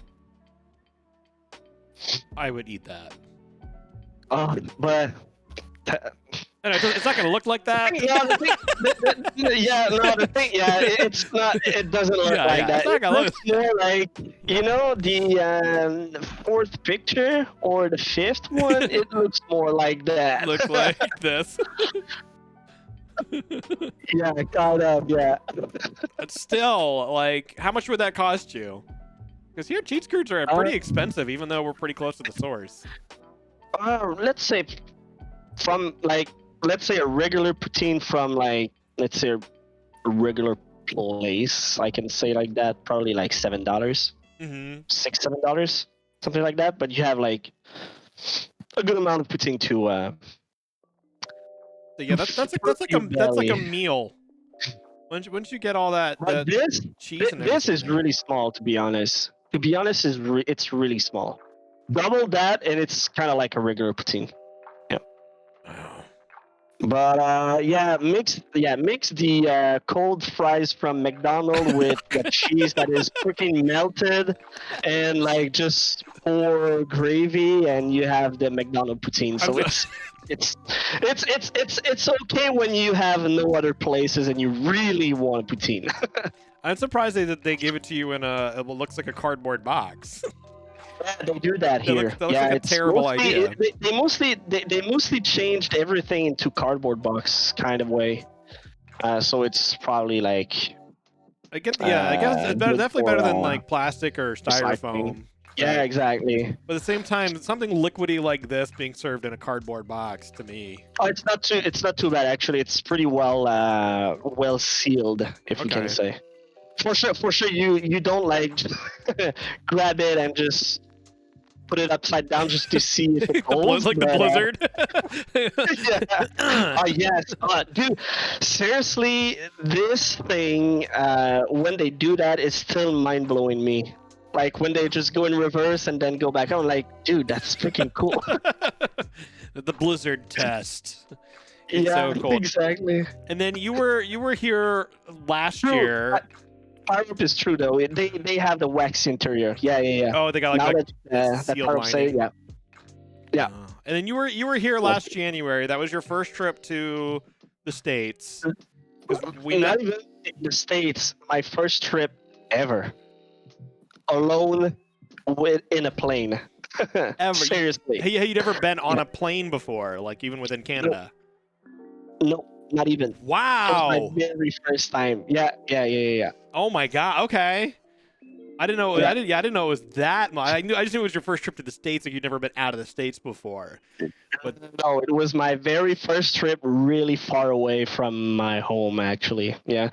When I was young, I was not. I was kind of like not scared, but I don't know. I didn't have that urge of going into a trip somewhere, whatever. I was like really let's say like my money was used to actually buy stuff that will live on with me, like objects or whatever, you know. the mansion you live in. Not trips that can't last very long or whatever. But seriously, now that I did that trip, I kind of regret not doing that before because I'm like, shit, man. I'd say like I was kind of in the God. same boat. Like the reason why I've been around as many places as I have is usually because of other people.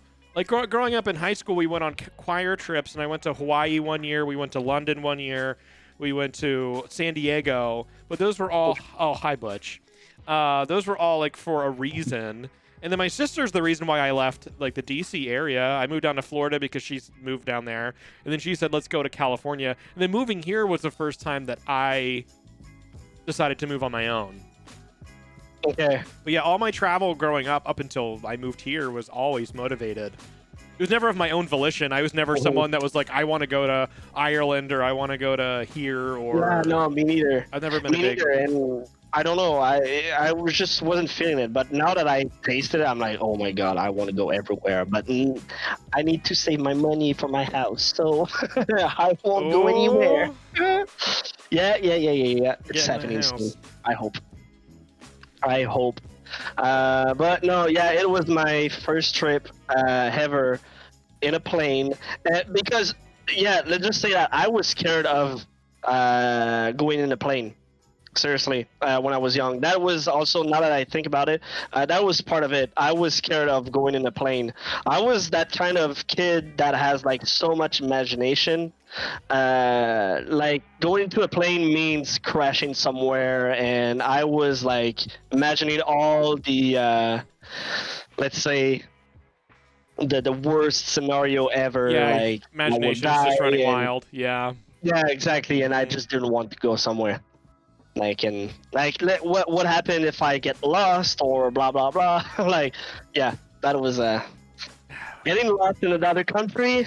Yeah, I was Yeah. that kind of, I had that kind of imagination. Yeah, going out of especially going out. This was my first trip, and I was going out of stage. Because my first, I was also my first time flying a plane was by myself. I'd never been on one, and I was 16, and my brother was working for Disney Cruise Line, and my parents decided that they were going to send me down to go on the cruise line, which was, it was kind of a weird trip anyway because I was a teenager on a cruise ship by myself. Like my brother was there, but he was working. So they put me on a plane and I flew down, but I had never been on a plane before, and I'd never been on a cruise before. So this was already like a big thing where it's like, I've never been on a boat before. I've also never been on a plane before, and I'm going to do them right now by myself for the first time. You see all those families, and you're like sitting there. Yeah, I'm alone in the cruise ship. Yeah. You're like, all right, I guess I'm going to go eat dinner now. Like, I have nowhere to be. I'm going to go watch a show. I remember watching, I think the Disney movie God. Dinosaur before everyone, and Shanghai Yeah, Noon or wow. something was like a movie. Like, I don't know. Crazy, though. Being like on a Disney cruise ship, that's kind of cool, actually. But it's just by yourself. Just Yeah, that's it. But yeah, and it was like, seriously, it was a really awesome experience. And funny enough that I went back like 1 hour from my usual time zone, and I didn't feel it that much. Seriously, that's really funny. Like, I know it's not like if I went 3 hours before and after that going back to 3 hours Yeah. after. But that was funny. Funny story when I was there. At the same time, my car was getting reparation because I had an accident and stuff. It was in the repair shop. Went to the trip, all that stuff. Received a call in Texas saying, "Hey, your car is ready. You can get it whenever you." I'll be there in a little bit. Actually, because it was 1 hour later, I received a call at like 7 a.m. And it just went to like the voicemail, all that stuff. I listened to it, called my dad from Texas. Hey, can you call back the repair shop saying that I'm not there? I'm in Texas right now, so if you can actually probably take my car if you can or whatever. So he called them and he messaged me back saying, "Dude, you don't even know what happened." So I'm like, okay, what's happened? They thought, because they lent me a car because I needed it to go to work when the car was getting the reparation needed, and they thought I went from Montreal to Texas with this car. Like, okay, yeah, I will do that amount of drive. Yeah, right. God, what would the time frame? If we were to do Montreal, like how long would that take you to do that drive? Oh, dude. let's Like see. nonstop, probably more than 24 hours. Oh yeah. Let's see. Google. Nonstop, I want Google nonstop. Maps. And you don't have traffic. Yeah, at least 24 hours. Montreal, At least. Canada. 2 directions. To San Antonio, Texas. Let's zoom out. We got to by car. It looks like 30 hours. They want to say by car. My God. 30 hours. Dude, search it by walking. If you wanted to walk there, Yeah. don't worry, I'll walk back. It's only 646 hours. I'll see you in a month. But maybe you borrow someone's bike for a little bit, and you cut that down to 176 hours. I think they're being pretty generous on how fast I can pedal. Yeah. Oh my god, God. that's with no incline, right? Like, because No incline. Yeah. But yeah, I was doing that sometimes when I search on Google Maps, see like the direction stuff, and just how much time it needs to go there by walking or other weird stuff. yeah. Let's see. I do that too. Funny. I like checking times and be like, okay, like if I lived in Florida and my parents were living in North Carolina, how long would it take me to get to them and that kind of stuff. But hey, we're only 97 hours apart by bike. Ah, And, not too bad. Yeah, and by walking, it's only 410 hours, but we got to go a different way. Oh shoot. Yeah. Not too bad. No, that's not too bad. That's just a few weeks, you know. That's yeah. That's Yeah. not bad. If you have time. It's a month. Yeah. I'm not When I'm you're not employed. When you're tired and you don't know what to do, walk. Yeah, I'm not employed right now. I have nothing. I'll see you in March. go to Poutine. Yeah. I'll see you in March, maybe April, depending on on how motivated I'm feeling every day to walk constantly. I think this is non-stop. This you is don't. oh yeah, stop. this is probably no breaks in between. Oh my god, that's crazy. Yeah. Oh boy. We're pretty even with each other in terms of our latitude here. You're That's true. only a little bit higher than me. You see now the dip that I'm talking about. It's not like there's a small dip with Quebec when you were saying that Toronto is below you or something. Yeah. So it's kind of like going in the dip, yeah. Yeah. Following the You're river. really close to Vermont. Yeah, totally. Yeah, like I said, I'm like Montreal is like mostly 30 minutes ish or less from the border. Wow. So yeah. And then like Pyro, you're like around here somewhere, right? Look how close you are right there. If I want, I can go. If I want, I can go to the US, just grab some gas, and then get back to Montreal, and then no biggie.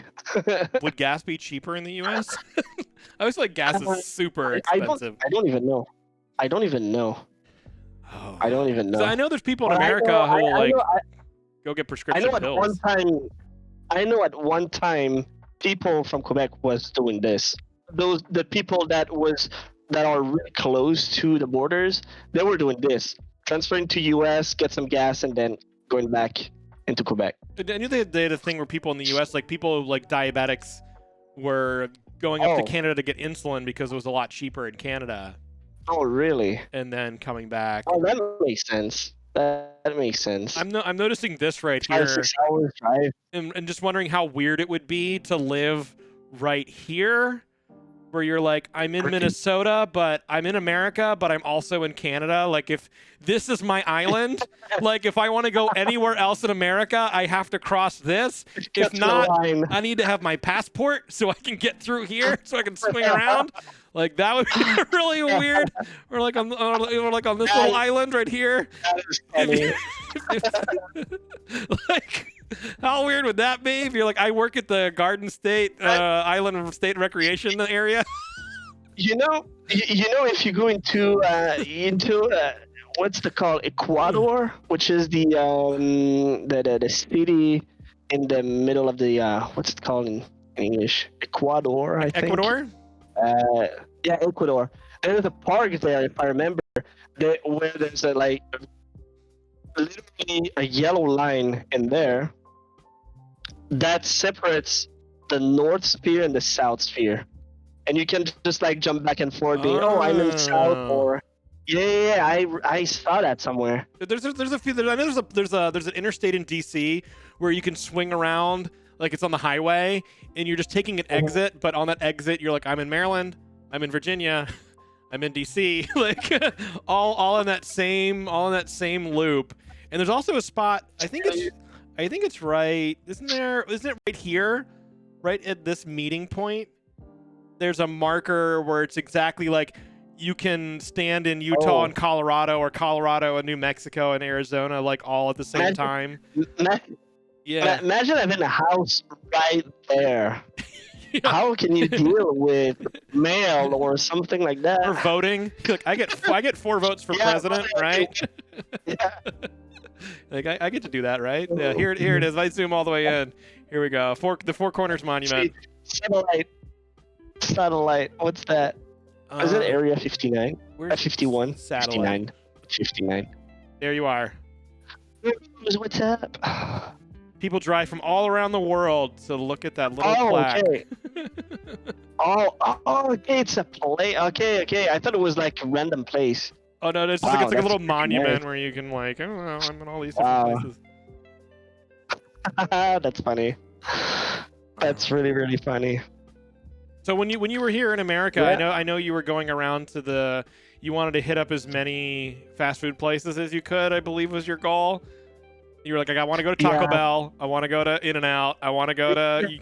My first one was Taco Bell because it was a meme in itself. Really. Yeah. That's just that. I knew it was not that bad, that good actually, but yeah, it was just for the meme. But yeah, I wanted to try. Actually, what I wanted to try was not a restaurant typically from Texas or like the Mexican food and all that stuff. Yeah. I wanted to try restaurants.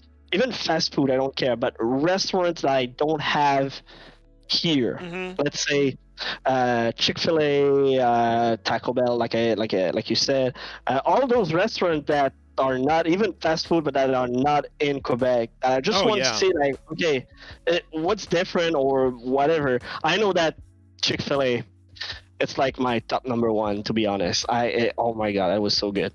But Chick-fil-A is solid.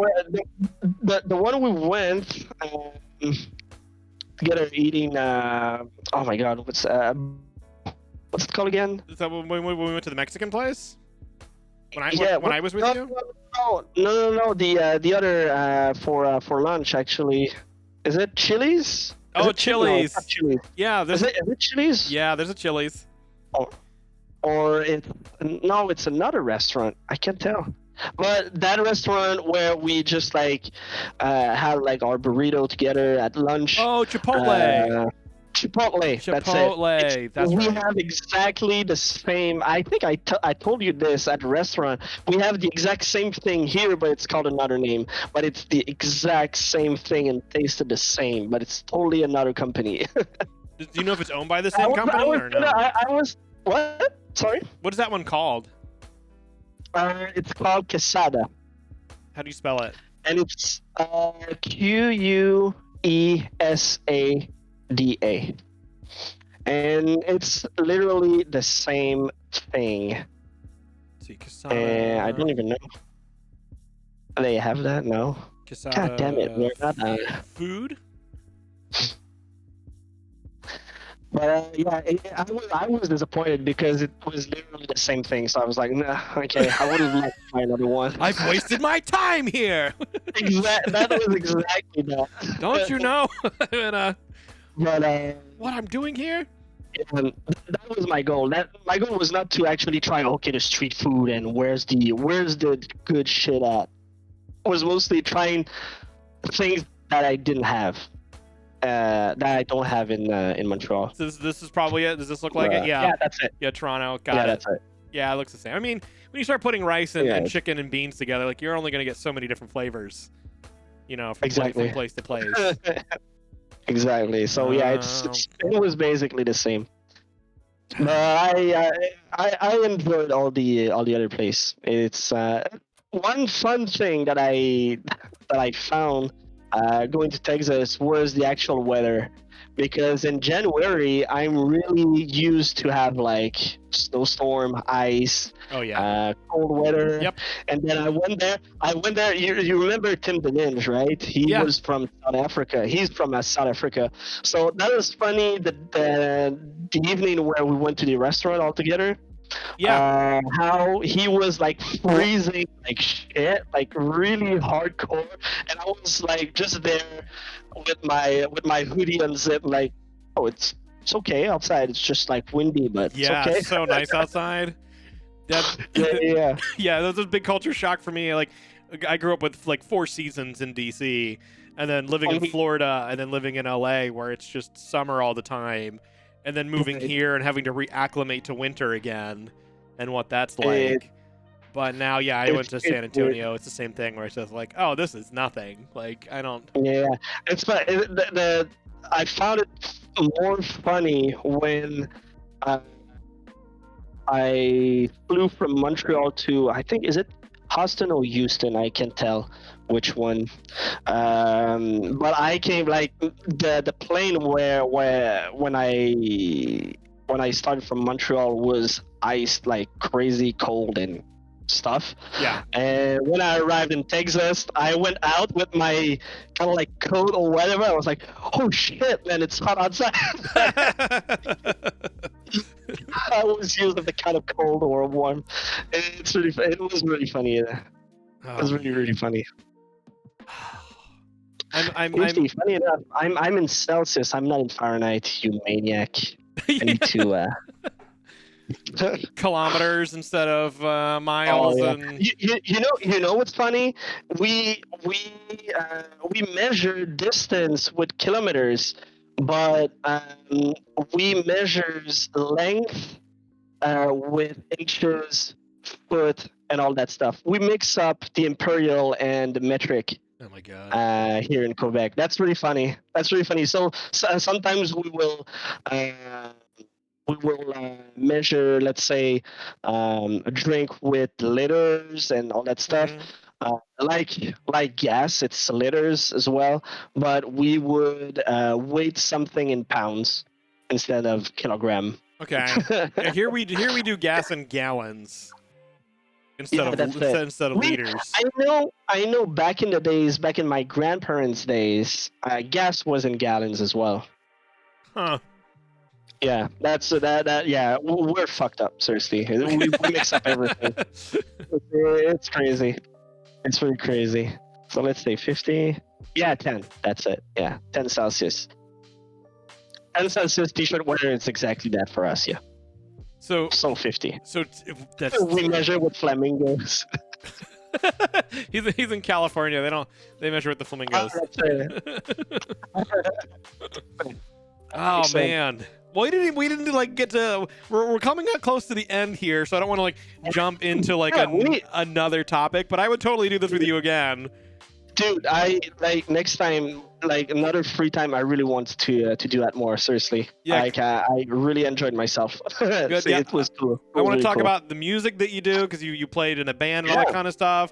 And I Yep. wanted to get into like the sound design stuff you'd been working on, and that. Yeah. And maybe we could have prepared. We could share that clip that you did with like the sniper, like all the little detaily Yeah, I things you still threw have into that. that. I didn't finish, but I still have that. Yeah, it's still in working. Awesome. Yeah, and all the Kaizo Mario. Yeah, we didn't even talk about Kaizo. We were talking about Kaizo tonight. Big topic. You want to like Yeah. quick? Yeah, let's go. You can Kaizo. have me. Let's go. We got 5 minutes. Yeah, 5 minutes. What can you tell me about Let's Kaizo? No, Let's seriously, like for those who don't know Kaizo, if you went into my stream sometime lately, you probably heard me about Kaizo Mario, Super Mario World, and blah blah blah. Kaizo Runs, Kaizo Hacks, ROM Hacks, blah blah blah. Kaizo really means probably you have it right now. But Kaizo, They have exactly that. They have it as meaning remodel. So Yeah, according exactly. It started with Super Kaizo World from a Japanese person, and it started with a joke or something to a friend, and he kind of like remodeled Super Mario World to being like extra difficult, like super difficult. And actually, the Kaizo would stick to it to be like, okay, it means difficult Super Mario World, whatever. Yeah. And people, it started with it's, if I remember right, the story, without reading the wiki, it started with having like some bots called taskbot, the tool assisted speedrun bots, Mhm. doing those levels, because sometimes those levels were just not doable by a human. But they kind of figured out like a way to make it difficult for people to actually enjoy it and try it for the players that really loves the challenges of retry and blah blah blah blah blah blah. And ends where it starts the Kaizo Mario, we like, which has a freaking huge Mario community in that. And it's basically that super hard remodeled Super Mario World for people that just are crazy enough like me to. Funny enough, like it looks really like it when I show it and I stream it, it looks super hard. Like you're like, no, I would throw my controller after like 5 minutes. Yes, but funny enough, when you play that, you each time you die and you retry, you learn something more about that level, and it's mostly figure out the puzzle, and then after that, doing that puzzle. It's basically that. Oh yeah, like It- it's you're honing skills even if you don't even notice it. You Yeah, know, through exactly. repetition Yeah, and like, you practice the basic physics of Super Mario World, because yeah, there's physics in there. Like yeah. if you push the jump, if you hold the jump, he will jump higher. But if you release it at a certain time, it will Mario will drop down faster or blah blah. So you can tweak that trick to actually Yeah. do that kind of weird jumps and everything. But once you learn the basics of the physics and everything, how Super Mario World works, basically Kaizo is just super hard um, puzzle levels that you just try to figure out with the tricks. And once you figure out how to do it, you just do it, and that's it. It's pretty Yeah. much it, because everything is so well timed. There's no RNG in there. Yes, I was looking at I read over this quickly before earlier today, Mhm. just to give me like a Mhm. basic starting point. And I found this part interesting where it says Kaizo creators they often create save state sections and then they'll stitch together Yeah, so they can exactly. see it play as a cohesive thing Yeah, along the exactly. way. And What they usually do, it's like let's say a level is it's broke down into probably like four rooms or whatever, four parts, can say it like that. And so most of the time, each part after you're done one, they put a checkpoint there, so you're done with this and you go forward. That's the easiest one. okay. But the other ones are making it like really more harder. So you're like at the end, and you're like, oh please, I hope there's a checkpoint because it's so Yeah. crazy. Like come And on. then just like I can put you like a link if you want to see an example on video. But there's a place where the checkpoint is just not aligned. Like when you go to the pipe, and you go out to the next section, you go Yeah. out down to the pipe. It's all surrounded with spikes, so you can die if you don't see it properly. Yeah. And the checkpoint is just like not aligned with that drop. So Oh if you no. miss it, if you're not quick enough, you miss it, you die, and then you start back from the beginning. So that's the kind of troll that can happen, and it's part of the Kaizo stuff. Those kind of trolls that happen out of nowhere. You're like, fuck, man, it's Yeah. crazy. But I can throw like a bunch of links of videos. Like Yeah. I know by heart like two ones that are freaking amazing. It's just like a mashup of the good content, the good clips that happen during like Yeah. the first playthroughs of every like huge streamers. And yeah, I started like you see the name's Grand Pooh Bear. Actually, I met Yeah. Grand Pooh Bear for real at Toronto. Actually, he held up a speedrun session live, and I was there. I was able. I took a beer with him, drank beer, and it was really cool. That's from him that I started seeing this Kaizo kind of stuff, and then after that came up with Barbarous King. Um, Okay. now what's the name?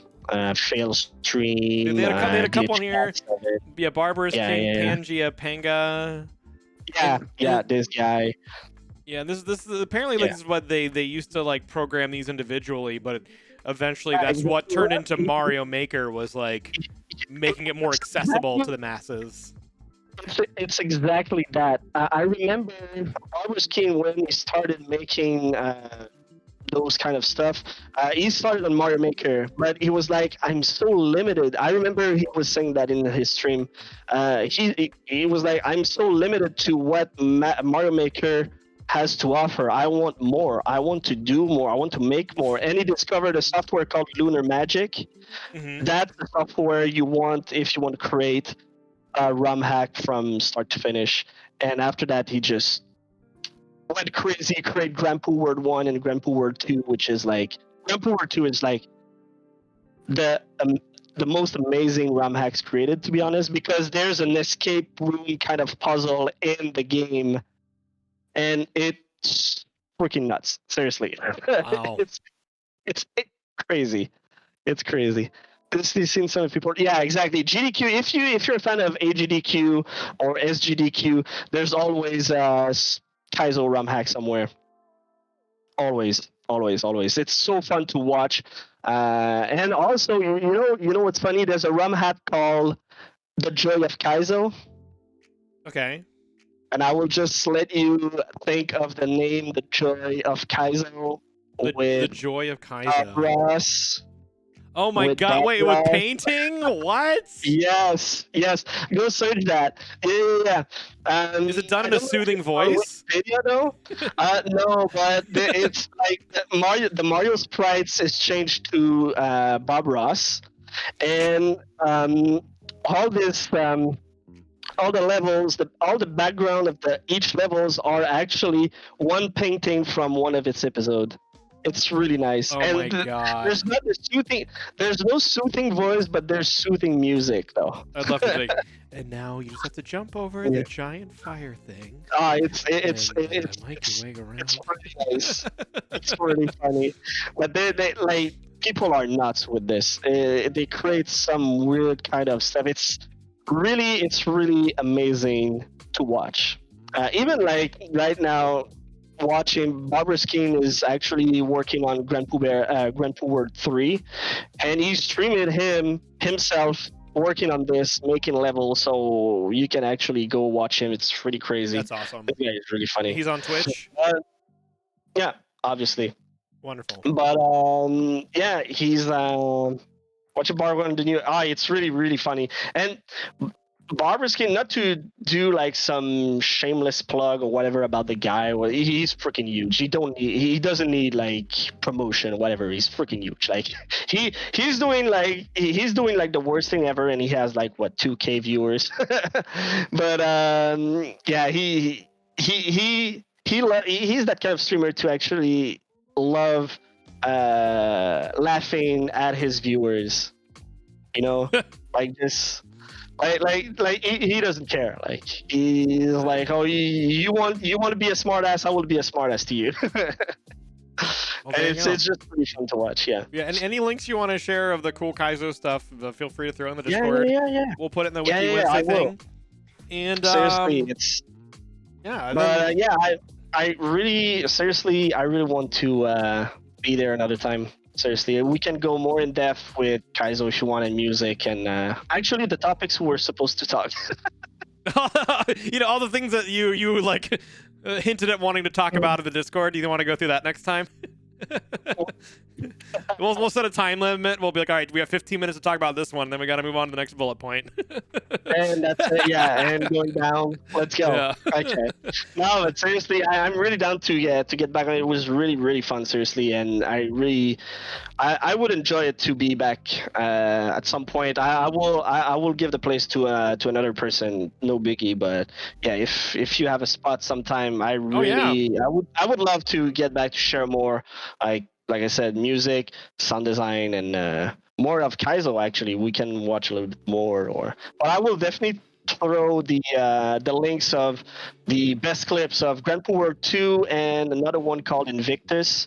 You will Okay. see that kind of stuff can be really crazy. These are considered the two most hard ROM hacks created in the community. Set aside all the just like impossible stuff, Yeah. but they are freaking amazing to watch. It's just you will know like you mostly watched me playing and struggling into a level like for a couple of hours of time. Those people, like you will see at the end, the last video, I think, some people went straight into like probably 6 hours being stuck on a boss or something because that's kind of hard. But it's just super amazing to watch. It's just super amazing to watch. When you watch pros, it's just like, oh man, that's freaking cool. All right. I look forward to seeing those videos. Yes, I will But, post it right here. thank you for being here. Is there anything that you want to plug? Or should we push people to your Twitch? Because you're still kind of streaming here and there. Have you gotten back into? I will be honest, I kind of like ended my career in a way without really announcing it because work's been like freaking crazy. Like I start from 9 to 6. I get back home at 7, and it's just like I'm just done with my day. So being entertaining for like 3-4 hours again, I'm like, oh, do I want this? Yeah. But I'm not closing the door to actually get back on stream. Probably, I was thinking of getting back really hard into my sound design. So probably like one day on the weekend streaming this or whatever. So feel free, like if you guys want to see more. I won't be that active, but if you want, Twitter, Twitch as well, following when I'm getting back. But I'm mostly active to Twitter. I will be mostly active too in Tipsy Discord because I don't have a Discord anymore. I switched to Guilded now, so Okay. that stuff. But yeah, Sweet. Yeah. Check out his stuff. Like I'm trying to push people more like the way that I see the future of live stream going, and that I'm trying to stay ahead of is people doing things like you're saying. Like I'm just working on sound design, so why am I just not streaming this? Like I'm trying to normalize people streaming stuff that is not just like playing video games. It's hey, exactly. this is something that I'm doing in my free time anyway. I might as well, talk to other people while I'm doing it. Yeah. It's free exposure for myself, showing people that I know how to do it or that I'm learning how to do it. Like so, and I'm totally down for people doing that. What you just said, like doing outside of just playing video game. I can just say it by your channel. You're just like freaking doing crosswords, and it works. Yeah, it works. Yeah, I see. I'm super active. It's like, damn, it's freaking crosswords, but it works. You want to input your it's your fun. ideas Yeah, there. it's fun. It's passive. People have all this knowledge that they have. They're sharing it with me. I'm learning new things. They're learning new things. It's a feeling of accomplishment because you're finishing a puzzle. Like there's an end point to it. Like I think it just has so many facets that exactly. that it just that like it works watching well. someone playing a video game or something. That's what kind of stopped me in a way streaming, because what I was used to do is just playing like story driven games because it was making me practice English at some way. Yeah. But at some point I was just like, it's just, I don't know, it's not even entertaining for myself. So I'm like, I find it hard. Yeah, so I mean, it's hard to like pick, like when you're streaming, like people immediately want to put you into like a pocket, or like you have like a niche, and they want to be able to think of you as like the retro streamer or the music streamer or the this, and I'm trying to do my best. I mean, yeah, I'm doing a lot of crosswords right now, but I want to start throwing other things into the mix that keep people from being able to label me. They know what to kind of expect, but not be able to like put me into like a pocket of something. And yeah, exactly. So I think that is key, or I think that's the future of streaming is like for sure. You need to diversify because like I see it just for an example, Barber's King again, because that name is in my face right now. Yeah. Like he is Mr. Kaizo or Super Mario World or lately Super Mario Maker 2. If he was not doing that, people would actually complain. Yeah. Because hey, why you're not playing Super Mario Maker? And you could tell he was freaking, and he had enough of this game. He had enough. Yeah, Like it's like Ninja not playing Fortnite or something like that. Like exactly. if he wants to play World of Warcraft for the day, like people Exactly. are in an uproar because like I'm like, even me as a viewer, like I can only watch somebody do something so many times before I'm like, I want to see them do something different, you know? Boom, pop quiz. Who is Brendan Frazier? But yeah, I'm down for like watching you do like those kinds of things, or like when Captain E-Rock does his little acapella streams and stuff. Like those are the things that I'm finding myself wanting to tune into more.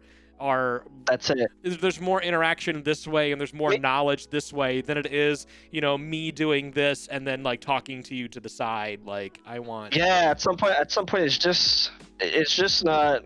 I don't know. You kind of like, but not want to interact, but you're less inclined to interact because you're like, oh, I'm just like watching someone playing one video game or whatever, like talking, but you don't feel like the need to actually talk. So I don't know. It's weird. Yeah, you're totally right on this one. Yeah. Like you need to diversify more with something that you like because you want to teach someone, okay, that's how I do it and here's why and blah blah blah. Yeah, that's why I like doing things like this. Like when this first started, my very first episode of doing Wiki-Wednesday was me by myself, and we were just kind of like going down a Wikipedia rabbit hole of crazy things. But now like having a guest here, so now it's like, oh, I have Wikipedia as a crutch to like look things up and find visual aids or maybe like little tidbits that we want to look up. But to have someone else here and have them imparting some knowledge on me so I'm like, it's like I'm doubling down on that, and it makes it more and more interactive, and we can take the time and talk to chat and address questions, and like I want to make live streaming more this. I love the learning curve, not the learning curve, but the developing curve into this. Like it started somewhere, but it's going to something else that you wouldn't even thought it would have been, and then poof, that's it, and it works. Yeah, that's pretty cool. And I say this for anybody out there who has a creative idea or they're thinking about doing anything with streaming, or I always say the quicker you can jump on your creative idea, the better off you are. Like when it's in its simplest state, that's when you need to start. Because if you don't start at that point, you're just gonna get more elaborate and more ideas behind that thing. It's gonna become so overwhelming that you never actually start it. So, like the crossword puzzle stream with Beaver was just me going, hey, I did a crossword puzzle on Sunday, like in real life at the bar with people. And as they were coming out throughout the day, like I had different people helping me with the crossword. And I was like, oh, this is actually like a really cool thing that I never thought about. Like just different people throughout the day being like, so where are you on that crossword? Like, and then I became known as the bartender on Sundays, and the people would come in because they'd be like, well, I'm going to have breakfast, but like, I also know this guy's going to be working on the crossword, and I want to see, can I knock out 3 or 4 of them for him while I'm doing this? And then I was like, Beaver, let's make that a stream. Like, let's make a stream where we're just doing crosswords. It's funny how it grew up, and like Danny said, it's really chill to just hang out, like doing crossword and just doing whatever with people, and you love it when you see it when people are really dedicated to solve the puzzle. They're like, that's the word. They're adamant about wanting to answer, and I'm like, I'm not even there yet. Like, they're like, go back to this one. Hold on, it's that. I'm like, all right. Like, well, I'm like, I'm not gonna end with not finishing the puzzle. Like, I'll get there. But yeah, it is funny to see people get like worked up and they wanna do stuff. Yeah.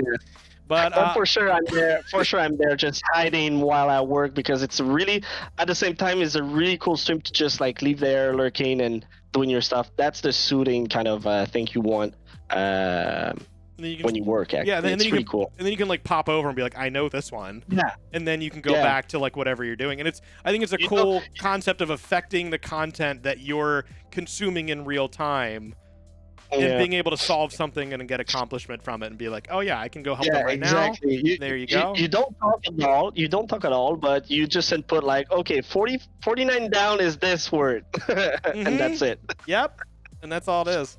I enjoy how multiple people's specialties come out. And we can know, oh yeah, we can be like, okay, rock question, we need Dr. Pyro. Sports ball, I'm probably looking for Dark Side. Like, architecture, where's Gordo? Like, pun, where's Beaver? Like, it's like there becomes like everyone. Like today, I think you were probably working, but we had a lot of stuff that was in French in that second puzzle. And I kept being like, where's Lo-Fi? Lo-Fi's probably working. Lo-Fi, I need you in the chat. Because we had so many, like the puzzle just kept going French. And I was like, oh no. That's funny because I was really like that. When I saw a couple of French words and then the other one with music, I was like, okay, now that's my place. Let's do it. Yeah. Today was a lot. I had your stream on my laptop, and then I was basically working, but just like, okay, let's go. Like French is coming in hard. Yeah. But thank you for hanging out with me tonight. I'm glad we had a chance to do this. Make sure you're following Lo-Fi in case he hits that live button, and I'm sure he will at some point to do something. Yeah. Even if it's not, even if it's not on a schedule, but... you know, like. Yeah, I can try to talk Magellan into being like, Saturday, you could just stream like on a random Saturday and we can just say hi. Like, it doesn't have to be. I'm totally down if Darkside is not here for a Tuesday stream or he can't go there. I'm really down to play. Don't talk. Keep talking and nobody explode. Okay. Seriously. Okay. It's freaking amazing. I'll look into that. We've had Lo-Fi before on Tuesday Night Gaming, so if there's a night, in fact, just last week we ended up not streaming because we were worried about Darkside's power issues because he had a snowstorm going on. So I will keep that in mind. Like just hit me up. We can actually, I'm sure we can work out something. Yeah. I can be the sub. Swing it in. But thank you so much. We will get you back here again down the line to talk about more of the things that we didn't get to talk about this time. And this episode, I will be uploading it to YouTube, and you can find all the past episodes there. If you made it this far and you haven't hit that follow button yet, please make sure you do that. And okay, see you later, pal. Yeah, that's Lo-Fi's. Yeah, he's like, wait a minute. Oh, you gotta wait 52 seconds. I'll try to vamp it so you can do it, Lo-Fi. Okay, so YouTube's a thing, and I'm on there. You could subscribe to that and Instagram, and I'm basically just trying to kill time so that Lo-Fi can do the buy thing. Actually, if you go, if I can plug something, I am also on YouTube. If you search Lo-Fi TV, and I have Kaizo stuff on there. It's not that much, but there's a couple of content there, so you can freely go out and see. Because I know you need at least 100 followers. Are you the point where you're YouTube Lo-Fi TV, or is it still? Yeah, it's like a freaking long. Feel free to throw that up into the Discord as well under Wiki-Wednesday, so people can find that easy and make sure they give you a sub. There's 3 episodes of something I called Kaizo and Coffee, so it's like Kaizo and chilling stuff. Okay. But, I like that idea of chilling and drinking coffee, but also playing a high stress game. Exactly. The mix of those two. All right, well, let's see. Has 52 seconds passed? Can you do it now, Lo-Fi? This is actually do the command buy. Oh wait, can I? Okay, see you later. That's from my early days of streaming on Mixer, and I had the soundboard. And that's me, I think. Yeah. And Lo-Fi, that was his favorite button to push. So then I made sure that I made it a command later when I took the soundboard away, that whenever he wanted to type buy. Always saying that in the worst moment, you're like, okay, I'm done, bye. Yeah, okay, see you later, pal. Or if I do something really dumb, or if I did something, like if I died in a stupid way, he would just be like, all right, see you later, pal. But that's fun. But thank you guys for being here. This has been Wiki-Wednesday with Lo-Fi, and we hope to see you guys. I'll be streaming tomorrow, doing crosswords during the day, or tomorrow night I'll be hanging out. Dumpleping will be hanging out with Daisy Daves on her channel. We've been doing that for a few weeks, so if you haven't checked out Daisy Days and Dumpleping together, that'll be Thursday nights. But we're going to get out of here, and I hope to see you guys next time. Bye, guys. Thank you to my executive producers, Adjective Beaver, Licho, and Mamaru for being awesome people and helping out at the highest level. If you like what I'm doing here, whether it's the Wiki-Wednesdays or the Crossword Puzzle streams or the Sunday Funday Monday or anything I'm doing across social media and you want to support me as a content creator, Patreon is a wonderful way to do that. And here are some other awesome people that do that. So thank you guys so much for that support. I appreciate it. Thank you to my moderators and my creative team, Daisy Days, Licho, Galvos the Green, and the Rusty Panda for making this a safe place for you to hang out, and my creative team, Darkside and Sleek Mouse, for making it a beautiful place to hang out for your eyeballs. If you want to check out more Sleek Mouse's art and support him as an artist, he posts a lot of stuff on Instagram. You can find him at Sleek Mouse. Last but not least, thank you guys for watching, and we'll see you next time.